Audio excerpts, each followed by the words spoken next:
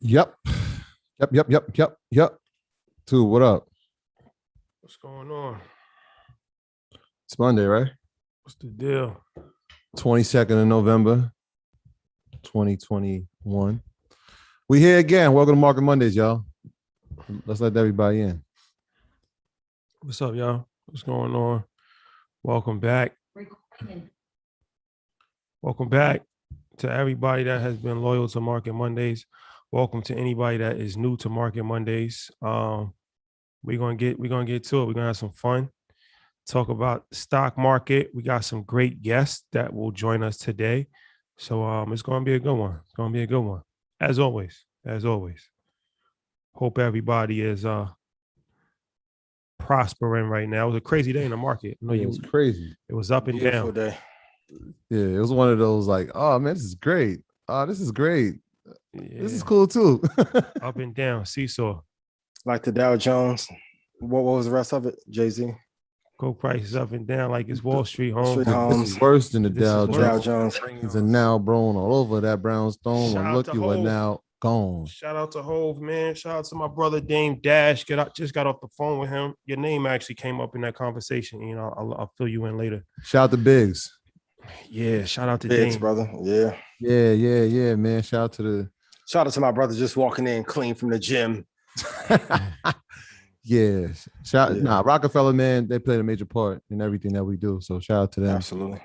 And shout out to everybody who tuned into that Breakfast Club interview. If you haven't, you played yourself, but it's okay. We forgive you. You still got a chance. We didn't get to 2 million yet. We right there. I got a good feeling by tomorrow we're gonna hit 2 million. So shout out to everybody that tuned in. Shout out to Angela Yee. Shout out to Charlemagne. Shout out to Envy. Yeah, shout out to Charlemagne. The Hall of Fame broadcasting team of the Breakfast Club. We appreciate y'all. We appreciate everybody tuning in and showing nothing but love, man. I try to read the comments, but it got so overwhelming, man. But shout out to everybody. Yeah. And shout out to you, man. I mean, what's going on, my guy? That's the honest to God truth right there, man. You're saying the kid a star, man. I don't know, you know what I mean? You had a hell of a week, my guy. Hey, man, you know, God is good. God is good. Always. All the time. Yeah, congratulations. That was definitely a dope vibe. Shout out I to be sleeping on the kid, and then you like, yo, you threw the oop off the backboard. I'm like, let me go between the legs real quick. Let teamwork. Shout out to Charlemagne, man. Good guy right there, man. Super solid. Good, brother. Super solid. So, all right, today is a big day. Not only was it an interesting day in the market, it's an interesting day for everything that we got going on. We got a lot of stuff going on. So, let's jump right into this. So, the first thing, I'll just give the rundown for EYL for the week. Tomorrow, it's a holiday week, so we're gonna lighten it up a little bit with a really dope but also educational episode. We got my boy Shiggy. Yeah. We got my boy Shiggy on EYL, and I think people will be interested in this conversation. Of course, you know him from being one of the funniest dudes on the gram, one of the funniest dudes alive. But you know, he found a way to actually monetize his comedy, and he still is figuring it out as well. So you know, to have millions of followers, and he had his ups and downs in the game. You know, to do that dance with Drake and never actually get paid on it. That was a learning experience for him. And, you know, to figure out, you know, how to actually monetize and to be a celebrity on Instagram, but how does that actually equate to money into your bank account? So there's no blueprint for it. Yeah, it's one of these things that, you know, a lot of people are aspiring to be comics now, and Instagram has given a platform to really anybody to build up their following if you're, you know, diligent and if you're talented. But what does that mean? So my boy Shiggy, that will be out tomorrow. Definitely. And then Wednesday, open enrollment. We are doing our biggest episode over the last 2 months was with Jessica Lane, Forex, the truth about Forex. She killed that episode, by the way, too. Yeah, Jessica Lane. Yeah. Remember the face, remember the name. She's very adamant about, you know, saying why people have negative connotations about Forex. And it was the same reason I said. But yeah, so she, you know, she's so long story short, that was the biggest episode that we had in a couple of months. So we're gonna bring her on to teach open enrollment, and that is on YouTube. That's gonna be on our YouTube channel at 8:00. That's open to the public. And if you're interested in Forex, if you're interested in, you know, trading, definitely check that out. That's going to be a big episode. I'm sure a lot of people are going to be interested in that. It's so much, you know, talk about Forex. So she's passionate about it too. Yeah, we might even do a live trade. I said I'm not sure, but she might actually do a live trade on the actual, because the good thing with Forex is that it's 24 hours. Don't sleep. So but there's still our prime times you guys should. Yes, yeah, no, yes, for sure. Yes. She spoke about that. But I'm just saying, just to show them what it looks like, do a live trade. Mm-hmm. But yeah, check that out. 8:00 Eastern Standard Time on Wednesday. And then, of course, we're going to end the week at the Apollo. Yeah. We have Market Mondays live. That is sold out. But there is still a couple of more tickets left for Saturday workshop. So the Saturday workshop is kind of like a half day, real intensive type of, we're going to talk about everything from real estate to investing. And it's going to be an intimate, smaller, intimate gathering where you can actually have an opportunity to talk to us and build with us, network with each other. Yeah. Bring your laptops, because we're going to get heavy in the trading. Bring your laptops. Bring your notes and bring your phones too, man. I like taking pictures and doing videos. So make sure we're going to do all that. It's going to be Saturday catered. Going to be fire. It's going to be catered. So definitely there's a couple more tickets, like 5 more tickets. 5 more tickets. So if you're interested, go to the link, marketmondays.com, and get your link for Saturday. Friday sold out. So done. Don't even worry about that. But Saturday, it's like 5 more tickets. So you can get your link for that. And we will see you guys this weekend. It's going to be a vibe, man. It's going to be a vibe. I can't believe it's almost Thanksgiving. Yeah, and that's Thursday. Yes. So Troy, you want to? Yeah, man. Well, we got to start by doing this, man. First, this episode of Market Monday is brought to you by Ally Financial, a leading digital financial service company with passionate customer service and innovative financial solutions. They are relentlessly focused on doing it right and being a trusted financial service provider to both customers and communities. Get with Ally to make the most of your money so you can save, invest, and spend on the things that matter to you. Shout out to the good folks at Ally. Love them dearly. Yeah. So speaking about Ally, before let's get into some things. Yeah. They've been waiting. They've been waiting. Cross. Tween. Go ahead. The biggest ever, man. So, we just always got to raise the bar. We always got to raise the bar, and we always got to just, push the limit, see how far we can go in this game. So you in war mode because you got the hat on. I know.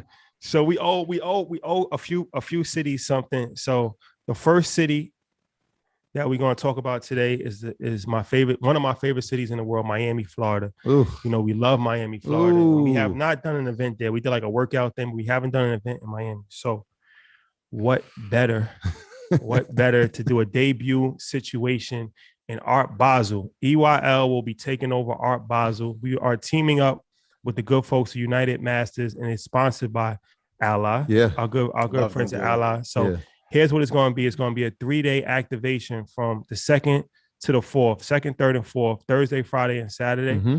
We're taking over a venue in Wynwood. Yep. And it's going to be all-day activation. We're going to have celebrity DJs. You might have heard of them. Manny Fresh. Might have heard of them. You might have heard of them. Just Blaze.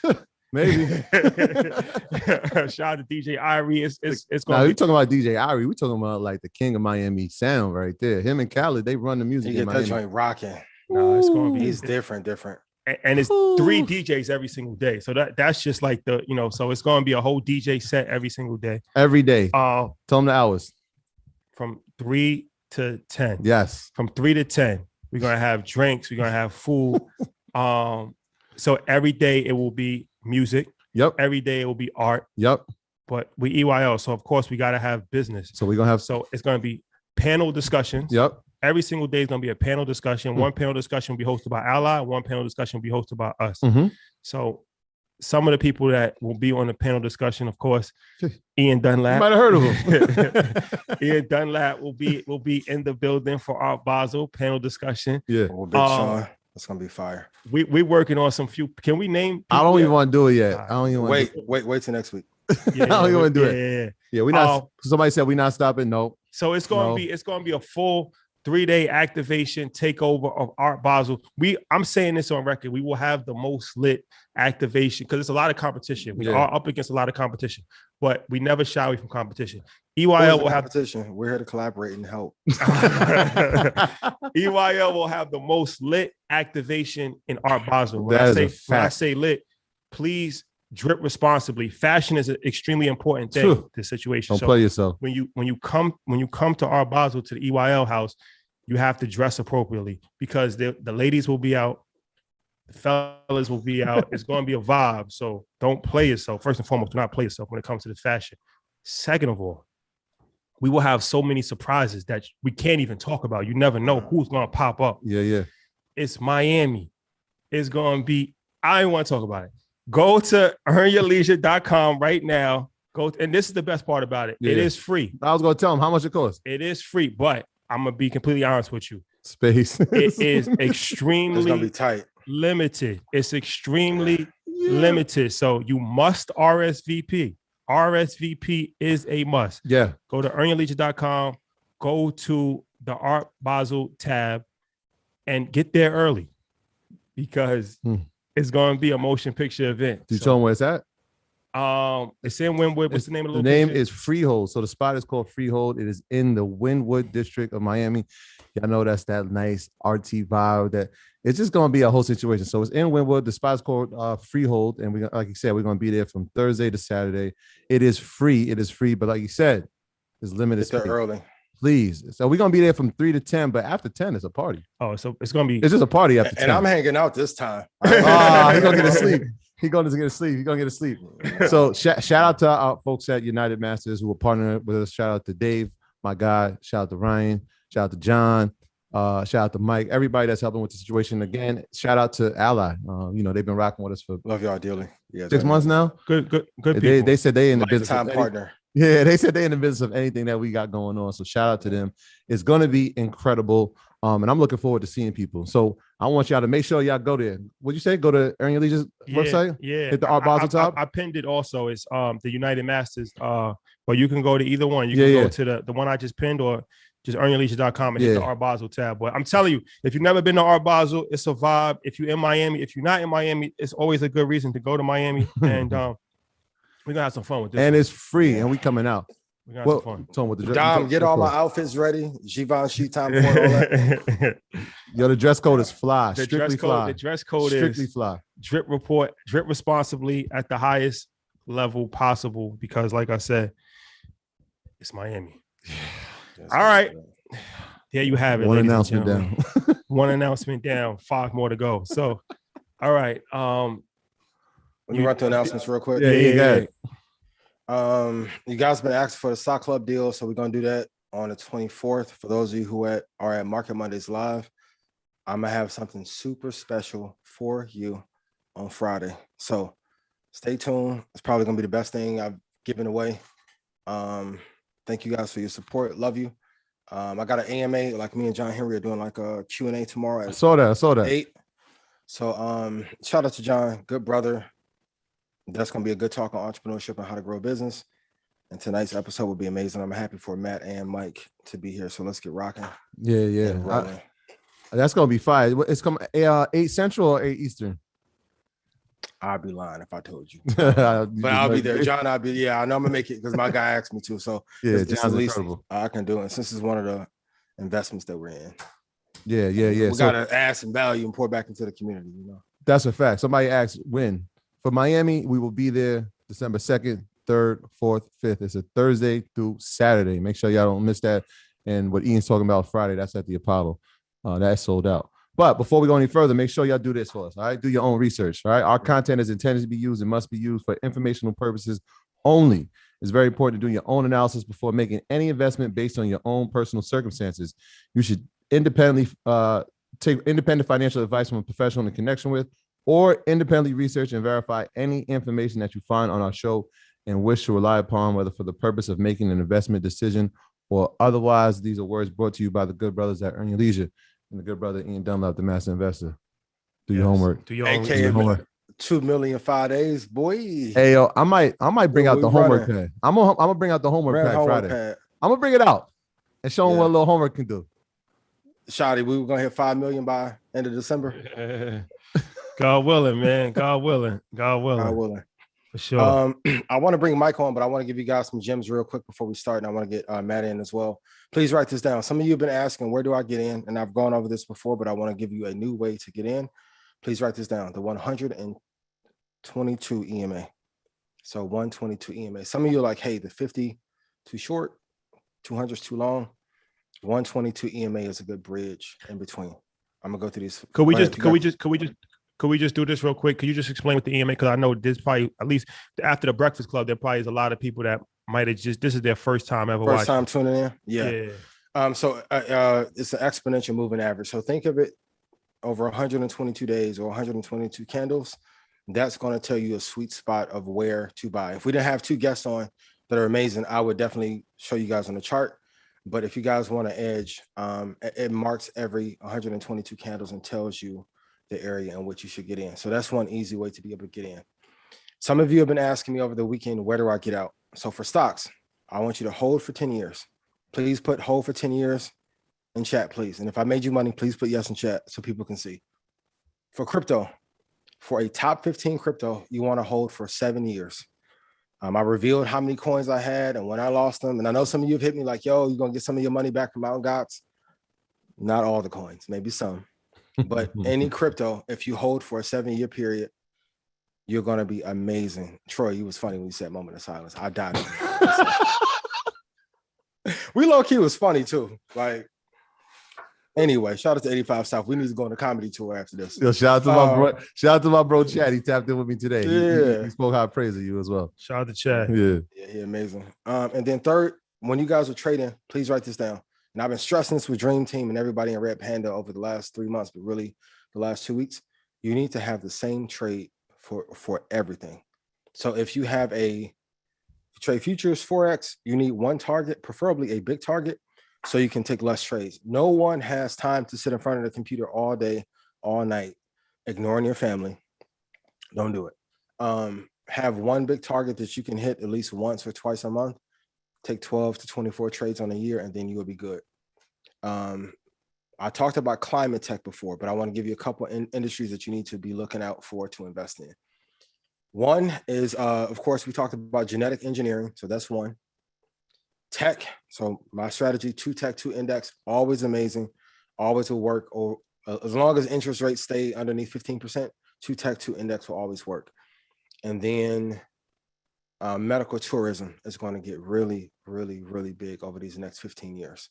So in the same way crypto are battling the banks, we're going to start to see cities adapt to the change. And some of these cities are going to begin to make their own coins or tokens, and then they're going to start to specialize in certain areas of medicine. So Miami may be big on epigenetics. New York may be big on transhumanism. So please be mindful. Medical tourism is going to be big over these next 15 years. And here's the easy way. I want you guys to stop being frustrated about the market. Please only invest in the top 2 in the space. So when PayPal fell apart Friday, my phone was going crazy. Yo, what's happening with PayPal? And I'm like, PayPal is not the preeminent leader in that space. Square is. And I know Nicole hates when I say it, but Square is going to be the new JP Morgan. Shout out to everybody at JP Morgan. Love y'all.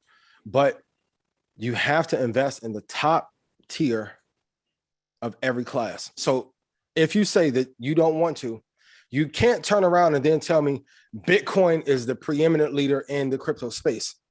There's so much proof and so much money behind that now. You can't fight that anymore. Ethereum is popular. Cardano, shout out to Kayla, Solana, like you can't fight with the market cap of these.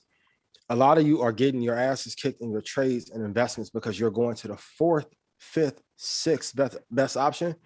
Stick with the top 2 and you'll be A-okay. And then lastly, the easiest way to be able to get an edge in the market, shout out to my baby Apple. They finally revealed they're going to be putting out their car soon. And Tim Cook, the clock is winding down before he retires. I told people in Stock Club today, like how many more years he have and what projects he's going to put out before he leaves. But you have to invest in a modern conglomerate. So Apple is one because they're going to have healthcare, crypto, AR, wallet, health. They're going to be big in the transhumanism space as well. You have Google. Google's big in phones, the #1 advertising platform of all time. And then the amount of data that they have on us is absolutely tremendous. And they will be big in the metaverse as well. So if you really want to edge in the market, invest in modern conglomerates. So not US Steel from 80 years ago, but the modern tech companies that are dominating the space now. You can hold those for 20 years, be a-okay. And I mean, it's amazing. Apple hit 165. Even some people were saying, hey, man, you guys on Breakfast Club pushed Apple up. Mm-hmm. A few months ago, Apple was 113. To hit 165 to be a multi-trillion-dollar company is incredible. So stick with the biggest companies in the space. They're going to eat up the metaverse, crypto, and then these next projects that are going to come out, and you guys are going to be good. And I'm going to tell you this, I'm going to say it for the final time. The metaverse is not the biggest thing that's going to come out over the next 15 years. It's going to be child's play in comparison to the real projects that are coming. Let me ask you guys a question. Do you guys still give a damn about the Bitcoin ETF that everybody was going crazy over? I don't hear anybody talking about it. You have to realize that in financial media, that the moves that are most prominent and that are going to make you the most money are usually the least salacious. And in the same fashion, how healthcare focuses on selling you repetitive treatment opposed to the cure, a lot of financial media will sell you on the sexy story, not the one that gives you the biggest alpha for your portfolio. So invest in the biggest ones in the space. You guys will be able to print a hell of a lot of money. And if you've been at Apple, Microsoft, Square, TECL, TQQQ, and you made some money, please put yes in chat. Put yes in chat. Ian, real quick, let's let him in on the conversation we had earlier, because again, we're talking about the biggest in the space, and you and I had a conversation earlier about Square. And so we saw PayPal pull back. And so today we saw Square pull back. Can you talk to people about sell-offs and how that works? Because I know we have a lot of new listeners. Can you talk to them about that? Yeah, I mean, the ones that are worse are going to fall first. So not that PayPal is a bad company. I think they are great. But when I'm pairing two companies against each other, I'm always saying who has a competitive advantage over another. So treat it like versus. What does PayPal have over Square? Nothing. Like the fees aren't better, the user interface isn't better, the UX isn't better, executive management isn't better. Like they are laggards in the space. So PayPal was a sign that Square was going to drop, but I told you guys what price it was going to hit. Shout out to everybody who's like, man, I thought you were crazy. I talked to Corey today, and Corey be like, man, these prices be so far down, I never think they're going to hit. And then they do. Until they hit. So now you guys, if you're looking at the 200 range, 203, you're good. Maybe 17 months, Square be at like 343. So hold for long term. And then at some point, I said it yesterday on Twitter, and I'll say it here. At some point, to have a competitive advantage in the fintech space, which I know Trap is a big component of, Twitter and Square are going to have to merge at some point. Because if not, he doesn't have capacity to run two businesses with those individual market caps that are publicly traded. But then if you integrate Twitter inside of Square, you then can put virtually Reddit inside of Coinbase. Yeah. And and when we were talking about that, I'm like, that's the first thing I thought of, right? If we saw these meme stocks and we saw the power of Wall Street Bets inside of that Reddit platform, now if you have Twitter and Square as one, now you have both combined. So imagine what they can do. Yeah. So I mean, it's interesting. It's interesting. And another thing, because that's the sometimes before you make a decision, it's always good to phone a friend. So like I was watching Square. I'm sure I was watching Square. I'm sure a lot of people were, and I see some people in the chat saying that they bought some shares on the way down. But I was telling Shadi, look, if it goes past that support level 216, it might be a go for us. And then I called you and you were like, well, what EMA are you looking at? And I was like, oh, the 50. You like pull it back a little bit. I'm like, oh, okay. And so then my number changed to like 2. And then I pulled it back to the 200. I'm like, all right, well, in between that's like probably the 170. Probably in that 190 range would be great. And so anybody that's thinking about Square, even though it did have momentum going up toward the end of the day, make sure that you use all those moving averages before you make a play or make an investment. It's very important so you know your price target. And I don't want you guys to say I'm holding back for you, but if Square gets to the 128.47, I'm loading the boat. And you guys can say, oh, it's not going to go that low. And okay. If it gets to 128.47, chips all in. Yeah, and shout out to everybody who was listening to Market Mondays last week when we said, yes, Rivian, great. Yes, great. Let's give it some time. And we've seen over the past, 3 days, it's gone down like 22%. Give it time. We saw Ford pull out. They were supposed to have a deal with them. Ford has announced that they're not going to do a partnership to create an EV with them. And so these are the reasons why you have to let things settle. Do we think it's a great company? Yeah, potentially it could be. Potentially could be a great company. They have great backing, right? We know Amazon's involved. Let's give it time. So shout out to everybody who was listening to that and paid attention, had the patience enough to say, you know what? I'm going to wait. Yeah, shout out to everybody that I met this weekend too. Shout out to T.I. And shout out to Zoe McSkill. See what I did for you? Yeah, that's my guy. That's the bro right there. But I met a lot of people this weekend that were showing me their portfolios on their phone. And a lot of people had over 6 figures in their portfolios. That's a fact. A lot of people had over 6 figures in their portfolio. So shout out to everybody out there that's taking action. Yep. And it's always dope to see that. You know, people were showing me what they was invested in. They were showing me how much they was up. And a lot of people had over 6 figures. So yeah. Oh, shout out to Dykeman. We didn't shout out to Dykeman. Yes. Oh, yeah. D-Malo. Shout out to Dykeman. Yeah. We had a wonderful day up in Dykeman, and we gave away turkeys and gift cards and produce. And shout out to OSG. Shout out to Stickwatch. Shout out to Dykeman. Shout out to Versus, EEP Law, everybody. And then shout out to my boy Drew Bernard, who did a dope turkey giveaway. Yeah. And, made the news. And Best Style, yeah. Yeah, and my man Ken. Shout out to Ken in Detroit. Anybody in the Detroit area, Ken he gave out 500 turkeys this weekend. He still has like 200 more that he wants to give out. So hit Janet at Earn Your Leisure, and then she'll connect the dots for you. Shout out to Janet. Shout out to Ken. She's going to be like, Troy, why you did that? But shout out to Ken for giving back. Yes. Hot take real quick. If you guys don't start investing half your money into the market, you have a great probability in this crash of being destitute. I'm not being salacious. I'm being real. 2022 plan. You got to put half your money to work for you. Invest as much as you can. It's a great feeling. Somebody told me that today. Somebody was who was I talking to? I was talking today. Oh, CO. Shout out to CO. Oh yeah, he's talking about crypto. He's talking about crypto. And he was like, it's just dope to he's like, investments. I'm almost making as much money from my investments than I am from work, from just business. So that's a great feeling when you can wake up and have money coming in, more money than you would have made if you was out working, or more money than you made from your business, just from passive income that's coming in from investment. So it's a great feeling. It doesn't happen overnight. It takes time, takes discipline, takes education, but it's definitely attainable for sure. Yeah, I mean, like you said, people showing us their accounts in the 6 figures. Just think about the place we're in, where you can show another person that you got 6 figures in an account and it's all good. Like there's no hesitation. Like, yo, let's go get them. It's like, yo, I'm proud of you. Let's keep going. Let's grow it to 7. It's just a different time. I'm so happy to be alive in this moment, man. This is dope. For sure. All right. We ready to bring our esteemed guest on? Let's see if he's ready. Coming to the stage. You guys can put some companies in chat, and I'll be sure to grab some prices for you too later.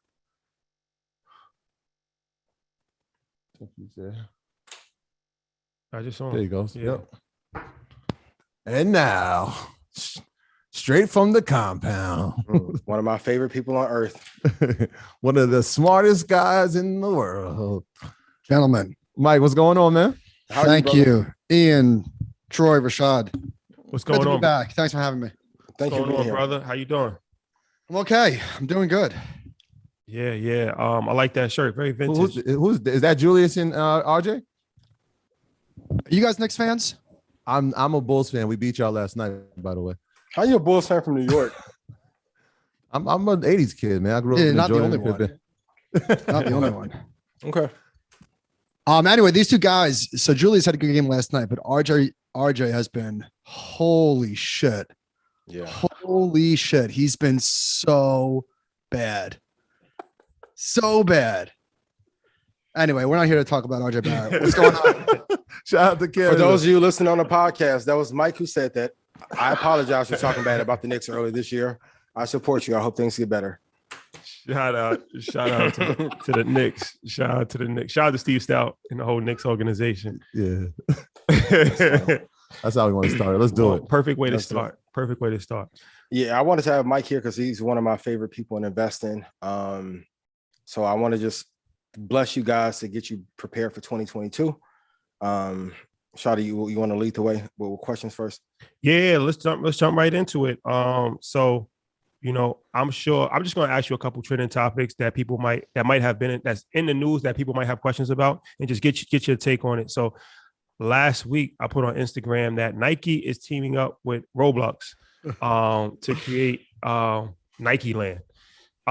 So what's your thoughts on, because we haven't spoke about Roblox stock in a while, but Roblox stock has done really well. But what's your thoughts on that move? All right. So before I give any thoughts, let me just say that I am not a big individual stock trader.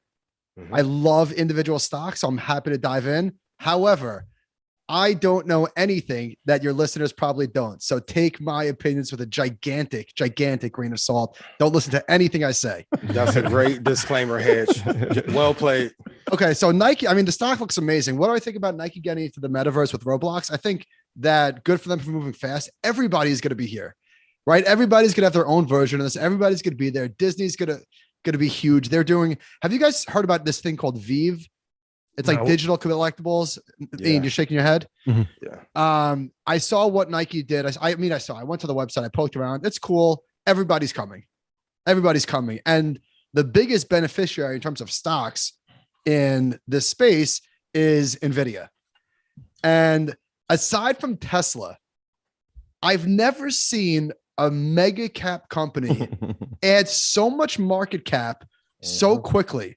NVIDIA, I think, was $100 billion market cap like 2 years ago. Yeah. It's 800 now. Insane. 800. So NVIDIA is at the forefront of AI and robotics and gaming and all this sort of shit that that hurts your head to think about. They're there. So Roblox has been a great stock. Like a lot of other these high beta names, it got the shit kicked out of it today on a reversal. I am excited to see what happens to a lot of these high beta, high flying growth names over the next few weeks. Yeah. When we talk about these high beta names, one of those topics that's coming up is inflation. And it's something that we can't get around, and we've covered on Market Mondays. But in terms of looking forward, what companies do you think are set up to handle inflation? I know when we think about consumers, we think about companies that have relatively low prices. And so we think Walmart, we think Amazon, maybe Target. Are these the type of companies we should be looking at in the event of inflation going forward? Yeah, you're not going to like this because the names that are going to do well if inflation continues are names that have definitely not been on your radar from a trading point of view, because nobody gives a shit or it gets excited about trading home builders, right? Like that's not cool. Nobody's excited to trade energy stocks or banks or Walmart or anything like that. But the truth is that these are the names that are able to pass along higher prices to their customers. Yeah. Can some of the tech names do that?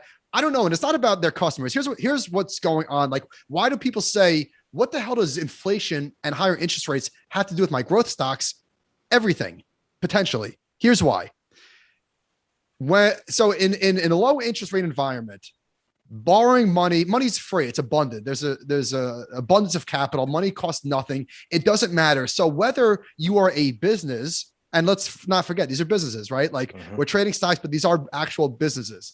When you're sorry, the Giants are distracting me. When you are in growth stocks, these companies, a lot of them that are losing money, they're not going to pay you back until 5, 10, 15 years from now, right? A lot of these companies are losing money. I don't know about Uber specifically, but like the Airbnbs of the world, a lot of these companies are still losing money and nobody cares because money costs nothing. Nothing, yeah. And when inflation goes up, interest rates tend to either lead, they haven't been leading, but interest rates tend to follow because the fear that I guess maybe the market is anticipating is if inflation gets away from us, are we going to raise rates?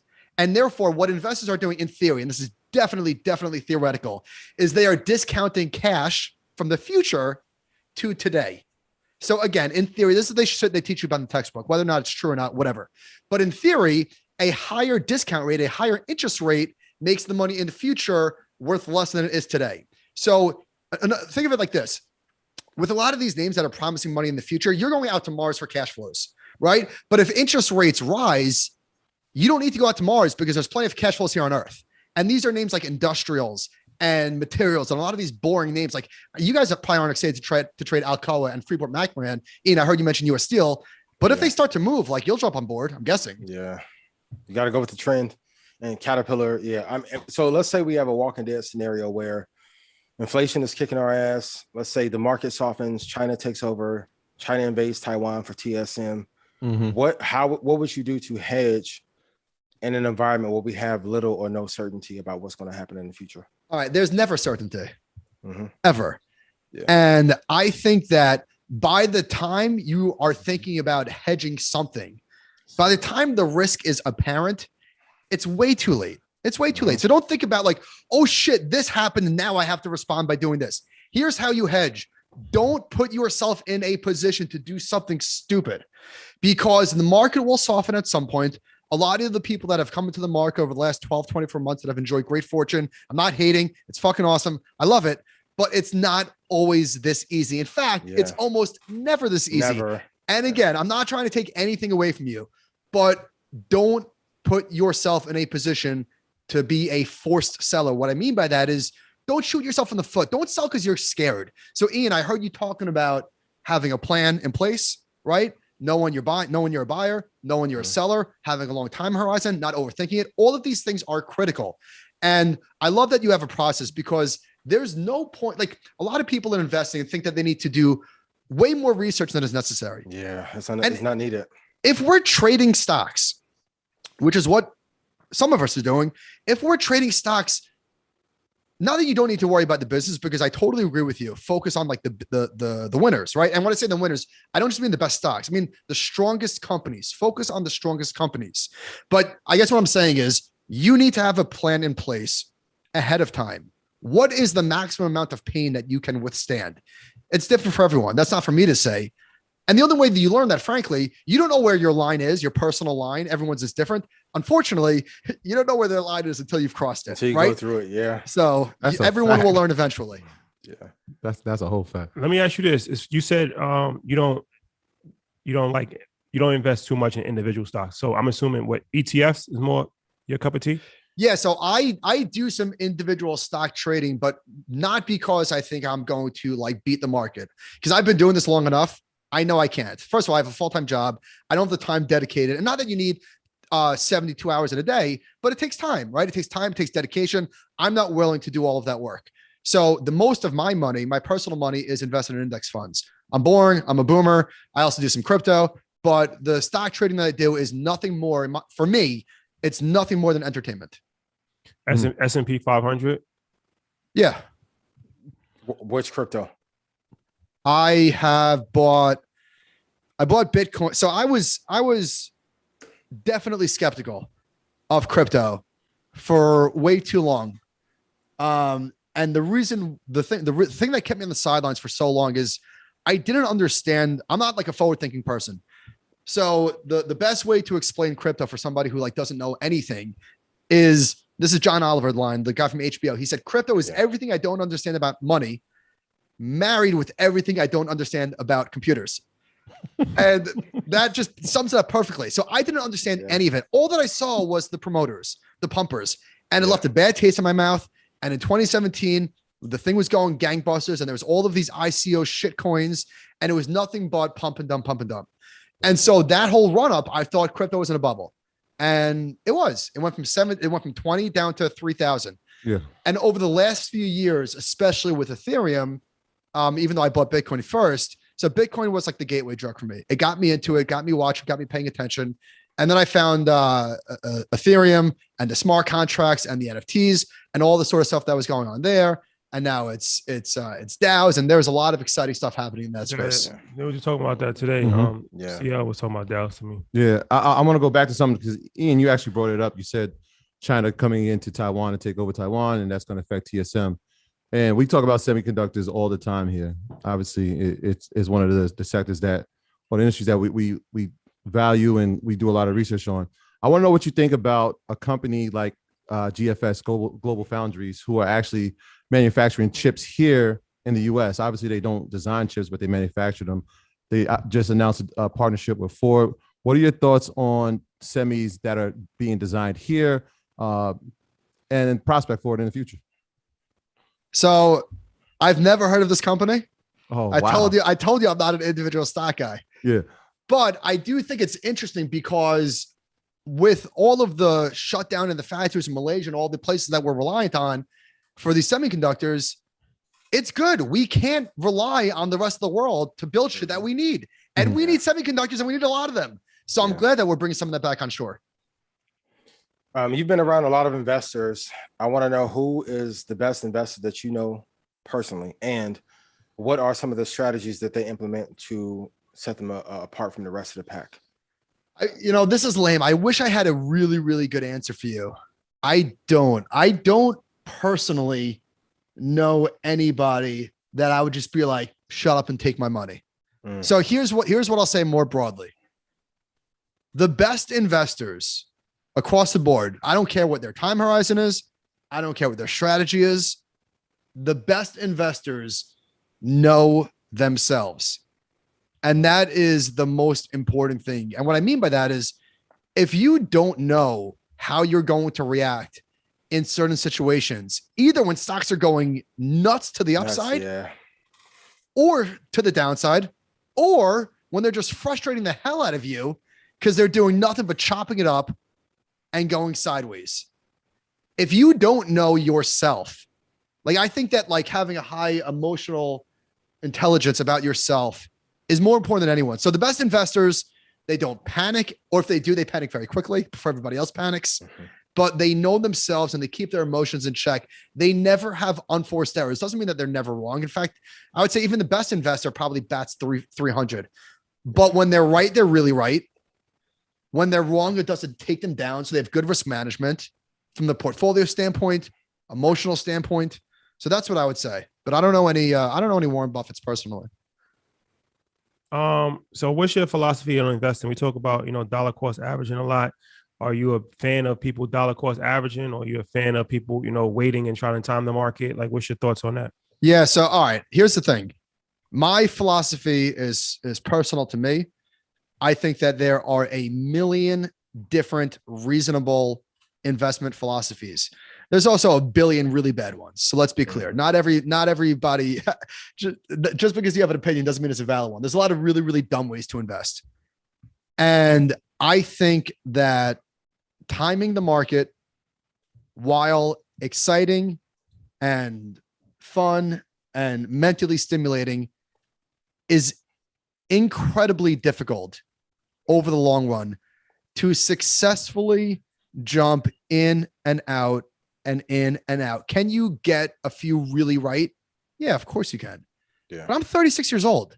God willing, I've got 50 years left. I'm going to time my way to the in and out. And life, I have better things to do with my time than to be glued to a screen worrying about the next 5% pullback. So for me personally, I think asset allocation is very important. I think having enough cash is important. I think all of this stuff is important. Yeah. What is this comment? I'm not a boomer. I know I'm not a boomer. Is there a certain percentage you have as far as allocation to different investments? So here's my strategy. Every 2 weeks, I invest in my 401k. I get the match. I invest as much as I can. I invest in a taxable account that is a similar boring portfolio. And then I do crypto. And then I do some individual stock trading. But my entire life, like financial livelihood, is really a long bet on human prosperity, capitalism, and a much, much, much, much higher level of stock prices in the future than it is today, with the obvious understanding that, like, I know that stocks are going to crash. That's what they do. And I don't know when they're going to crash. I don't know when they're going to stop crashing. So I think that, like, for me personally, I could take all of the downside. I want all of the upside. Absolutely. And the only way that I personally am going to get all of the upside is by accepting all of the downside. To me, that is the price of admission to these higher prices, is being able to sit through the pain. And I don't know anybody who is able to avoid every single wiggle in the market. It's really hard. It's impossible. And if you were smart enough to see the shit coming in February 2020, when did you buy back? Because we went down 23% or 34% in a straight line, and then we went up 100% in the straight line. When did you buy back? It happens so fast. If you sold, here's what happens if you sell. Two things happen. You sell because you're scared, right? And either prices go lower and your worst fears are confirmed. And you're like, see, told you, this is why I sold. I'll buy back lower. And then you never buy back lower. Or you sell because you were scared. Prices go higher and you're like, I'm gonna wait for pullback. If you sell something at $10, you're not buying back at 11, right? There's no way. It's really, really, really difficult to sell something here and buy back higher. So I've done this a long time myself. I know I personally don't have the mental makeup. I'm too emotional. I revenge trade, right? If I lose money on Apple, I want to make it back on Apple. I know myself. I've done this so many times. I've banged my head against the wall so many times. So I already know if I enter a trade, I know where I'm going to sell, and it's not going to be higher. It's going to be lower. From a behavior finance standpoint, we always, especially like on IG and Twitter, we see if you put $50 in the market per week for 70 years, you'll make 22 million, 500, you'll make 200 million. Like, why do you think, even with all the data that we have around investing and more content than ever, why do you think enough people still aren't executing enough in aggregate in comparison to how much information we have available? Because data doesn't change your opinion, right? If it did, everybody would invest the same way, or everybody would have a much more similar line of thinking. Yeah. Because I could tell you that there's never been a 20-year period in the US stock market where stocks were lower, but so what? What does that do for you today? It doesn't do anything. And people get scared, right? People get scared. They get greedy. So the data doesn't matter. What emotional touch points would you hit that you think could make a impact? Because the other side of it is people will miss. I've known people who have been waiting for a crash for 10 years. And last year happened. No, I can't touch it now. And I'm like, you've been waiting 11 years. What the hell are you waiting on? Like, we're not going to live to 200 anytime soon. So like, what are some of the things you think we can do from an emotional standpoint to get people over that hump to know that the biggest decision financially that they will make is investing in the market every month? Really hard. It's hard to change somebody's personality. And a lot of their personality has to do with like your childhood. And what like your parents, were you the middle child, the oldest child, an only child? How did you grow up in terms of money? How did your parents talk to you about money? You can't undo that. Right. So I think it's really, really, really difficult to change somebody's personality. And so when you're trading, you're trading against all of your demons and we all have baggage. Yes. Right. Yes. So like, it's really hard to undo the way that we're wired. So there are certain things that are actually none of this is data. None of this is raw IQ. It's all emotional intelligence. And discipline. Absolutely. And I think, in fact, sometimes the smarter you are, the more likely you are to become your own worst enemy. Yes. Yeah, Mike, the infrastructure bill passed last week. And so I'm wondering if there are any indexes or ETFs that you have on your radar that can benefit from this historic bill. So here's the other thing. Everybody knew this bill was coming, right? So I always like to, and I probably overthink this, but like, how much of this was in the price of these stocks that were anticipating the announcement? So I'm looking at like the industrials. Freeport looks like shit. Alcoa looks pretty good. You would think that the material names would benefit from these, but I don't know. US Steel's been going sideways for a while. This looks like garbage. Caterpillar doesn't look too good. I don't know. Yeah, the answer not as is good as you thought it would be. Right. I punch up Caterpillar. I thought that would look good. Bone looks like crap, but industrials overall look pretty good. So what about, I don't know. I don't really have any like infrastructure bill stocks. Even though you missed out on Bitcoin and you felt like you were a laggard, are there any technologies you think over the next 10 or 15 years that will be incredibly impactful besides Dow, since the CEO of Citadel paid $43 million for it? Like, what technologies do you think will rule the future? I'm excited for a self-driving car. Apple's or whose? Anyone's. I just want to sit in the back seat and watch a movie. I'm excited for self-driving cars. I think the stuff with the mRNA and the vaccine, like, I'm excited to see what sort of longevity we have in the future, how quickly we can diagnose and get rid of diseases. This is cliche, but the whole crypto complex, I'm excited to see what sort of like mainstream adoption that's going to have. I don't know. What are you guys excited about? Biotech is something that I'm definitely looking forward to. Chips, we talk about chips a lot. Semiconductors, that's something that, what did we speak about last week? Clean energy. and also climate tech. Yep. Climate tech. So it's a bunch of different things that I think, if you just watch the news, all of these different things already present themselves, and that's opportunities as far as investments. Yeah, we just had a conversation about the EV market and Apple coming into that space and what it means for the other EV companies, the Lucids, the Neos. What does that mean for them now, right? Because you have a clear favorite or clear number one in Tesla.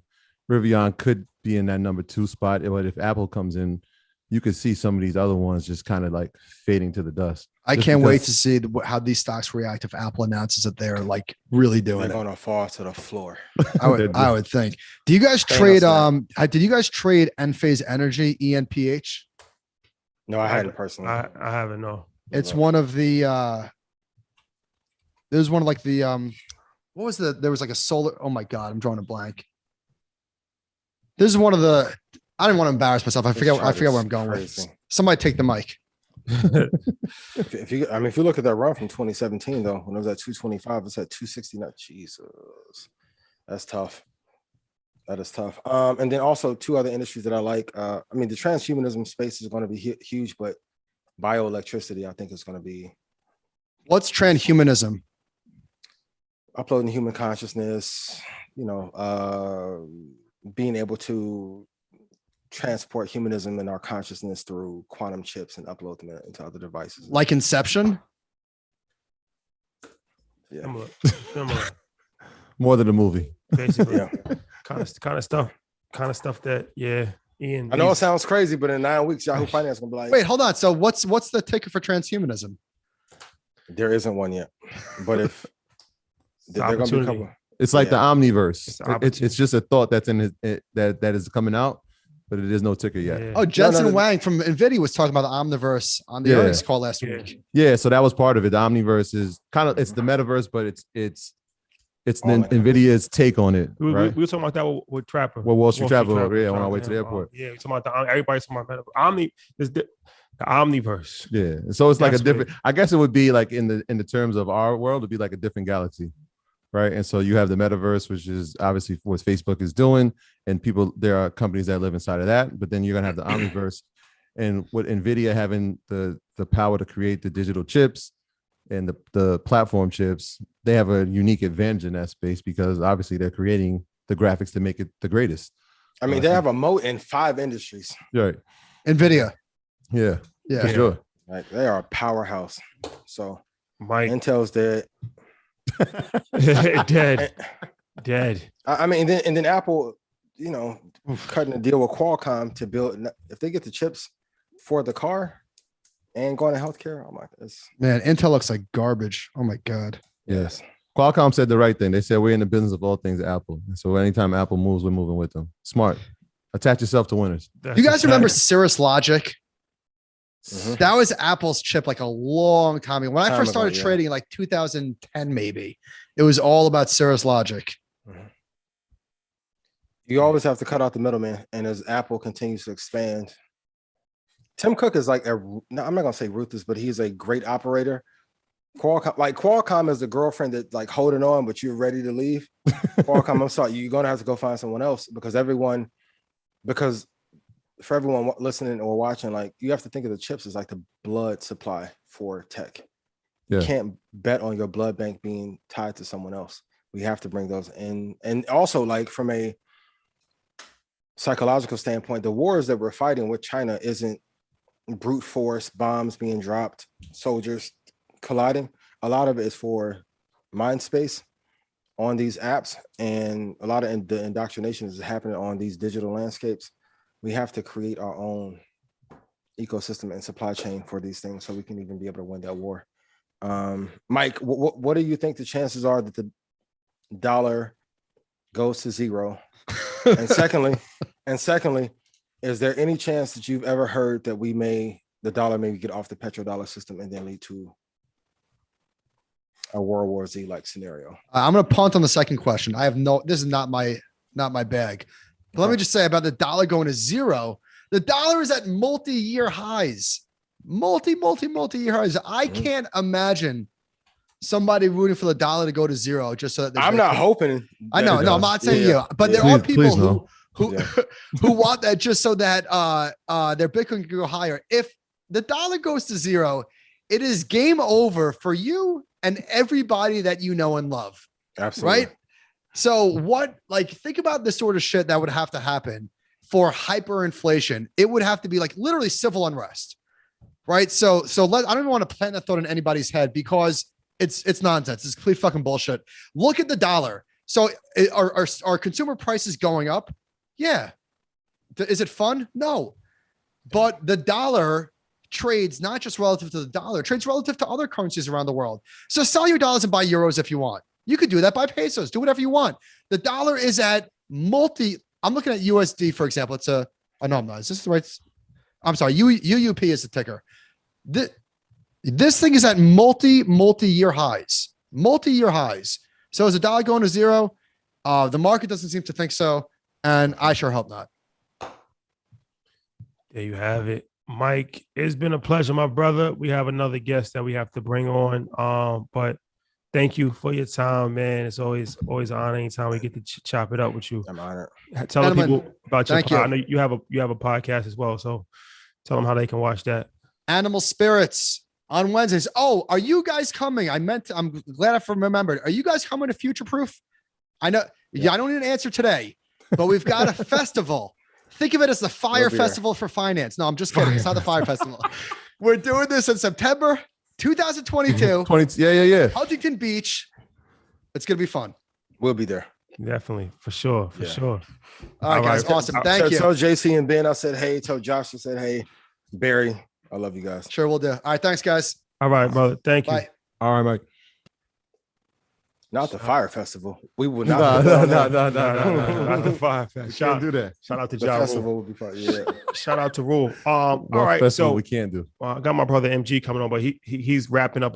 He just texted me actually. He's wrapping up. So can we go over charts real quick, or you want to? Yeah, let's just let me just do my earnings report really quickly. We got two companies because it's a short week. Obviously, we know the market is closed on Thursday, and then I believe they close early on Friday. Ian, am I correct? Close at 1 on Friday. Yeah. So it's a short week. We have Best Buy reporting tomorrow and Gap, and those are two companies obviously that we've spoken about. Best Buy had an acceleration during the pandemic, obviously with everybody being home and everybody buying electronics, TVs, laptops, iPads, whatever that you needed for your home device, especially for your children if they were home or if you were at home doing work. So we'll be watching those. And then Gap, we spoke about that with Kanye West, his impact, the power of Gap. When we talked about it, it was like $13, $14, and got up to 30. I know it's pulled back. So the power of Ye, and the clothes haven't even dropped yet. I think maybe the bubble coat might have come out, or one of the sweatshirts, but the line hasn't fully come out. So that's our two earnings. And as always, our earnings report is brought to you by Ladder, right? So why are we talking about Ladder, right? Life insurance. What's the line? Tell them the company line of insurance. It's not for the people. Scotty ready to check out. He said, I've been out that game for a while. Trey, stop playing with me. It's not for the people to die. It's for the people who live. All right. So why not pay a bit each month to protect the ones you love? If you're asking yourself this question, choose Ladder. Ladder makes it impressively fast and easy to get covered. You just need a few minutes and a phone or laptop to apply. Ladder's smart algorithms work in real time, so you'll find out instantly if you're approved. No hidden fees and cancel anytime. And since life insurance costs more as you age, now's the time to cross it off your list. So check out Ladder today to see if you're instantly approved. So go to ladderlife.com/Market Mondays. That's LADDER life.com/Market Mondays. Check them out, y'all. Yes, definitely have life insurance. Extremely important. And like you said, it's not for the people that die, it's for the people that live, for sure. So that was a great line. You said that like 14 years ago. That's a hard line. It's true. It's a fact. If you really think about it, because nobody's going to benefit from the life insurance except for the people that are beneficiaries. It's not like you're going to benefit from it. You're going to be dead. Yeah, and it's crazy when you said that to me. It was, the interesting thing when he said it to me, and I would like tell people like the importance of it. They're like, I ain't thinking about that. My kids got to figure it out on their own. I'm like, how selfish is that? How selfish is that? We got to break. Run it up on the stocks and the entries that I give y'all, so you can live it up for you. The life insurance to be for kids. Please, you guys will be great. Gap, you guys got to wait to 1803. Gap has no competitive edge right now until Ye starts to make a bigger push. But Best Buy, CRM took a dive today. Pullback, slight pullback, but slight pullback. But that's what I said. Another another reason why we are in this long term. When we got into Salesforce, shout out to Salesforce, said CRM, we got into it. It was like 206, and I think we did a what do you do? The 260 call, 260 call. So watching it run up that whole time. Again, when they had just made the announcement that they were acquiring Slack. That acquisition is now starting to come out and flourish. And so we saw it run up. So it's like pullback. It's all part of the game. I mean, and then we got to remember too, on the 19th, expiration happened in the futures market. So like a lot of sell-offs happen as a result. It normally takes 3 to 4 trading days for the volume to pick back up. Mm-hmm. Given it's the holidays, it's going to maybe take 6 days. The volume is just light right now. You guys will be good. But also if CRM goes to, shout out to Kevin Hart. Who gave him the prices? If it goes to like 294.48, you guys will be good. You guys have a good entry. So how you feel about Airbnb?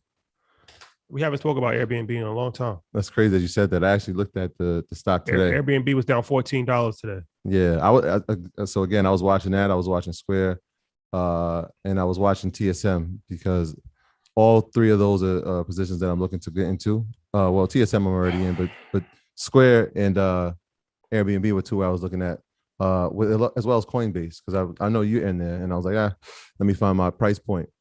Interesting, man. You want the honest answer? The God's honest truth. Please. Hey, Airbnb is garbage. Ian said it. Why is Airbnb garbage? What competitive advantage do they actually have? If we're looking at revenue and then net profit. Are they profitable? First. Well, if you compare them to even Marriott, if we're comparing revenue, net profit, executive management, cost of acquisition per visitor. I mean, promising business, but the model isn't strong enough. It's a good B player. Like it's I mean, shout out to Scotty. Like, I mean, it's a good Pippen stock, right? It ain't Future or MJ, you know what I mean? Shout out same damn time. So, you know what I mean? It's cool, but that's why I'm like best of breed. However we want to say it, number 1 draft pick, like stick to the top. Like and I always tell you guys, if your life was on the line, your child's life was on the line, and if not, the Jimenez family from Power is going to kill everybody, right? Would you pick the stock? I'm not betting my life on Airbnb. Jimenez family. Shout out to Lobos. Yeah. That's fine. Shout out to Lobos. Coinbase is another one that Matt's on, but Coinbase is another one that's pretty interested in the space because I feel like Coinbase really has no competition in America. If you really think about it, only their competition is Binance, but Binance is not in America, but the U.S. Binance, but it's still not. It doesn't have a market share in America. Coinbase is one of these things where, like, if you follow, like, shout out to Jamal, he always used to talk about the Binance coin all the time. Like he was like, "Yo, you gotta invest in Binance coin." And this was years ago. And his rationale for investing in Binance coin. Shout out to MG. About to bring you on in a minute, MG. His rationale for investing in Binance coin was like, it's the platform. Yeah. And, one of these things where it just makes sense. If you're going to talk about crypto all the time, you might as well invest in a platform. Lo and behold, Binance coin went crazy. Now, people don't talk about Binance coin a lot, but Binance coin, it's number 3 in the market cap, and Binance coin went crazy, and still has done well. So it's one of these things. I kind of look at Coinbase similar to how I look at Binance coin, where Binance coin is a platform. And it took off because crypto took off. So as crypto gets bigger and bigger, say what you want about Coinbase, it's still the leader in the space. Yeah. So in the States for sure. Yeah. Yeah. We were having those Binance conversations when it was $12 a coin, and then it got up to 20. And we're like, oh man. And now it's at $573 a coin. Yeah. So I remember when it was like $10. Exactly. Yeah. And so like as the space grows and the number 1 platform is there, it's going to grow. Plus they are trading pair. And so now you could exchange USD for Binance coin and buy Bitcoin with Binance coin. So they have a unique advantage. And that's part, Ian, I forgot that part of our conversation. We talked about Square and we were saying like, they just made the announcement that they're entering the cryptocurrency space as trying to become an exchange. So now when you talk about competition for Coinbase, Square is now coming into that space where they're going to have an exchange to actually trade different cryptocurrency. So that's going to be interesting to watch.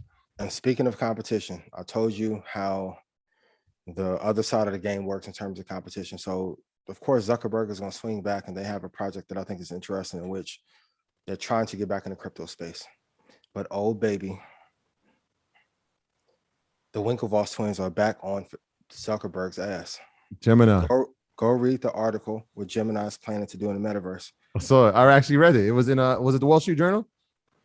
I'm telling you, you can't take somebody's idea and think that person is not going to do everything in their power to then come back and take you down. And I'll say it again, without the Winklevoss twins, there will be no institutional acceptance amongst Bitcoin and crypto at scale. Be very careful. Carrie Ann said it was a Forbes article. Thank you, Carrie Ann. Yes. All right, that was a good piece. That was a good piece. They're back for blood. MG the mortgage guy, what's going on, my brother? Oh, we can't hear you. Muted. You muted yourself. I'm good. You don't unmute yourself. Damn, bro. You know, I'm trying to be like y'all. You know what I'm saying? Like, I appreciate you, man. I'm happy to see you. Someone unmute me, please. Someone hit the unmute button.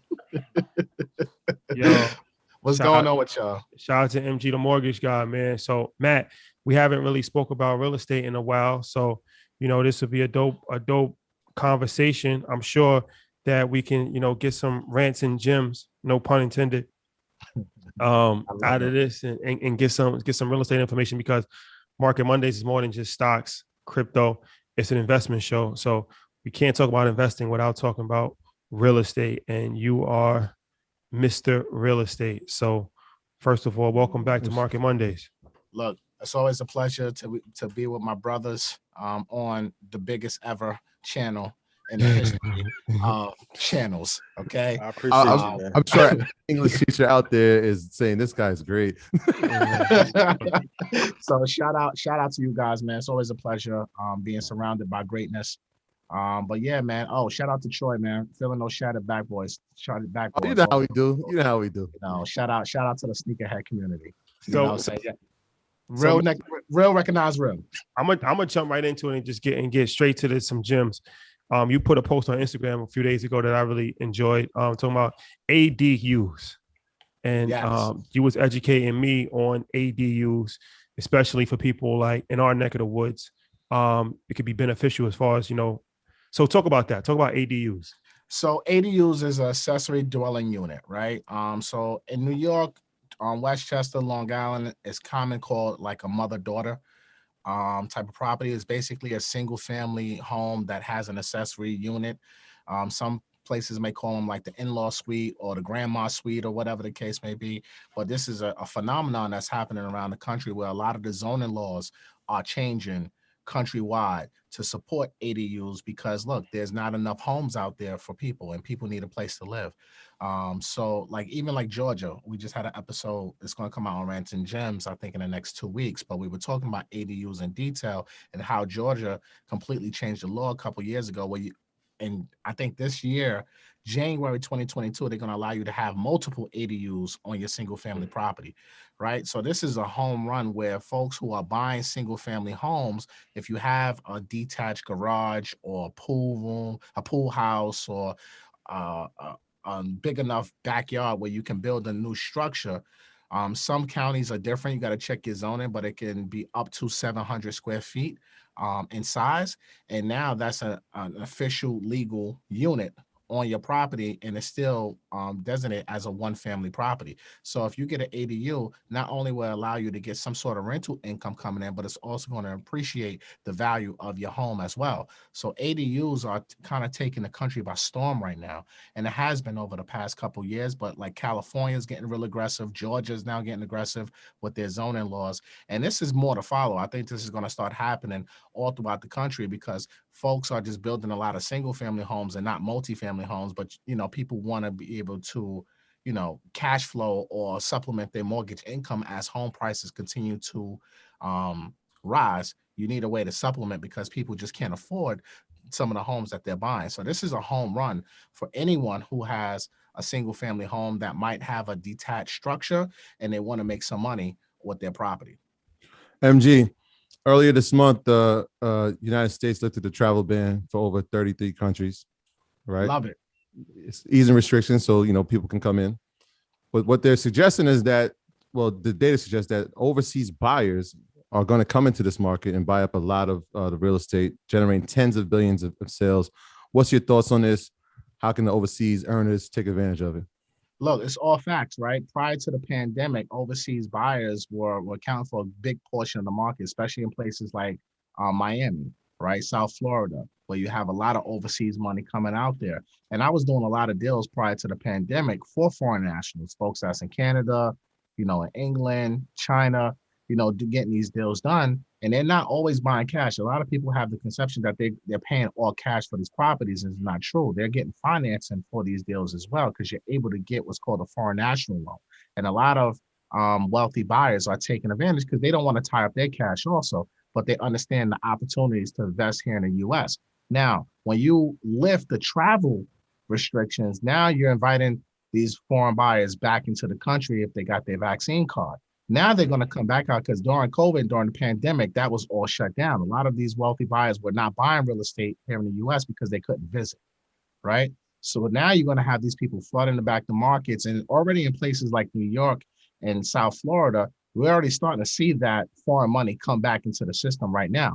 So this is going to continue to keep the real estate market going up, in my opinion. And this is why I kind of told people we got to wait till at least 2023 before we might see any sort of corrections, because now you start throwing that wealthy foreign money into the play.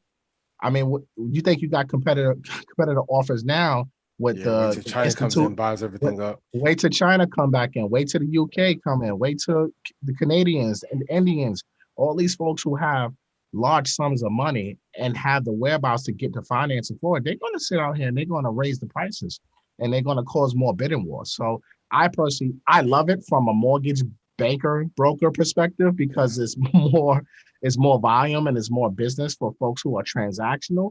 But for the everyday home buyer, it's going to get tougher and tougher for you guys if you're not, financially prepared and ready to go out there and execute on a real estate deal. Give us a real secret for 2022 for the people that have not invested in the real estate market. What would you advise they do to add that to their portfolio while prices are going up? Well, first things first, I think like with anything, you need to do your research and do your due diligence, right? So the secret is you got to study.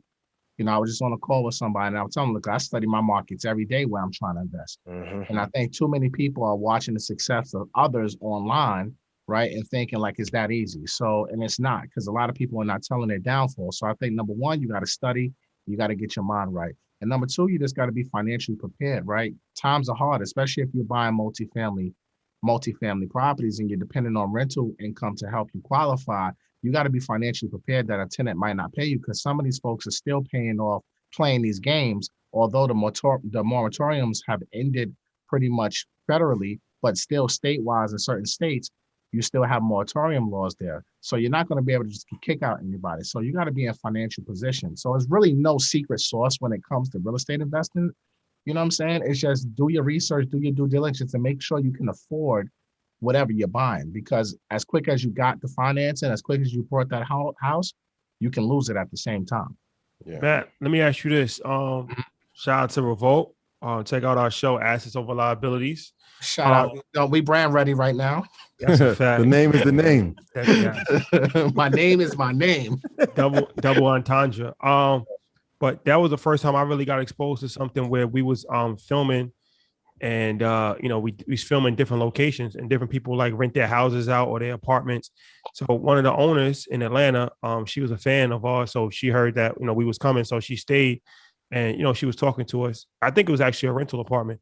But long story short, she was telling us about a lot of these buildings don't allow Airbnbs, but there's other sites where you can actually rent out your place hourly.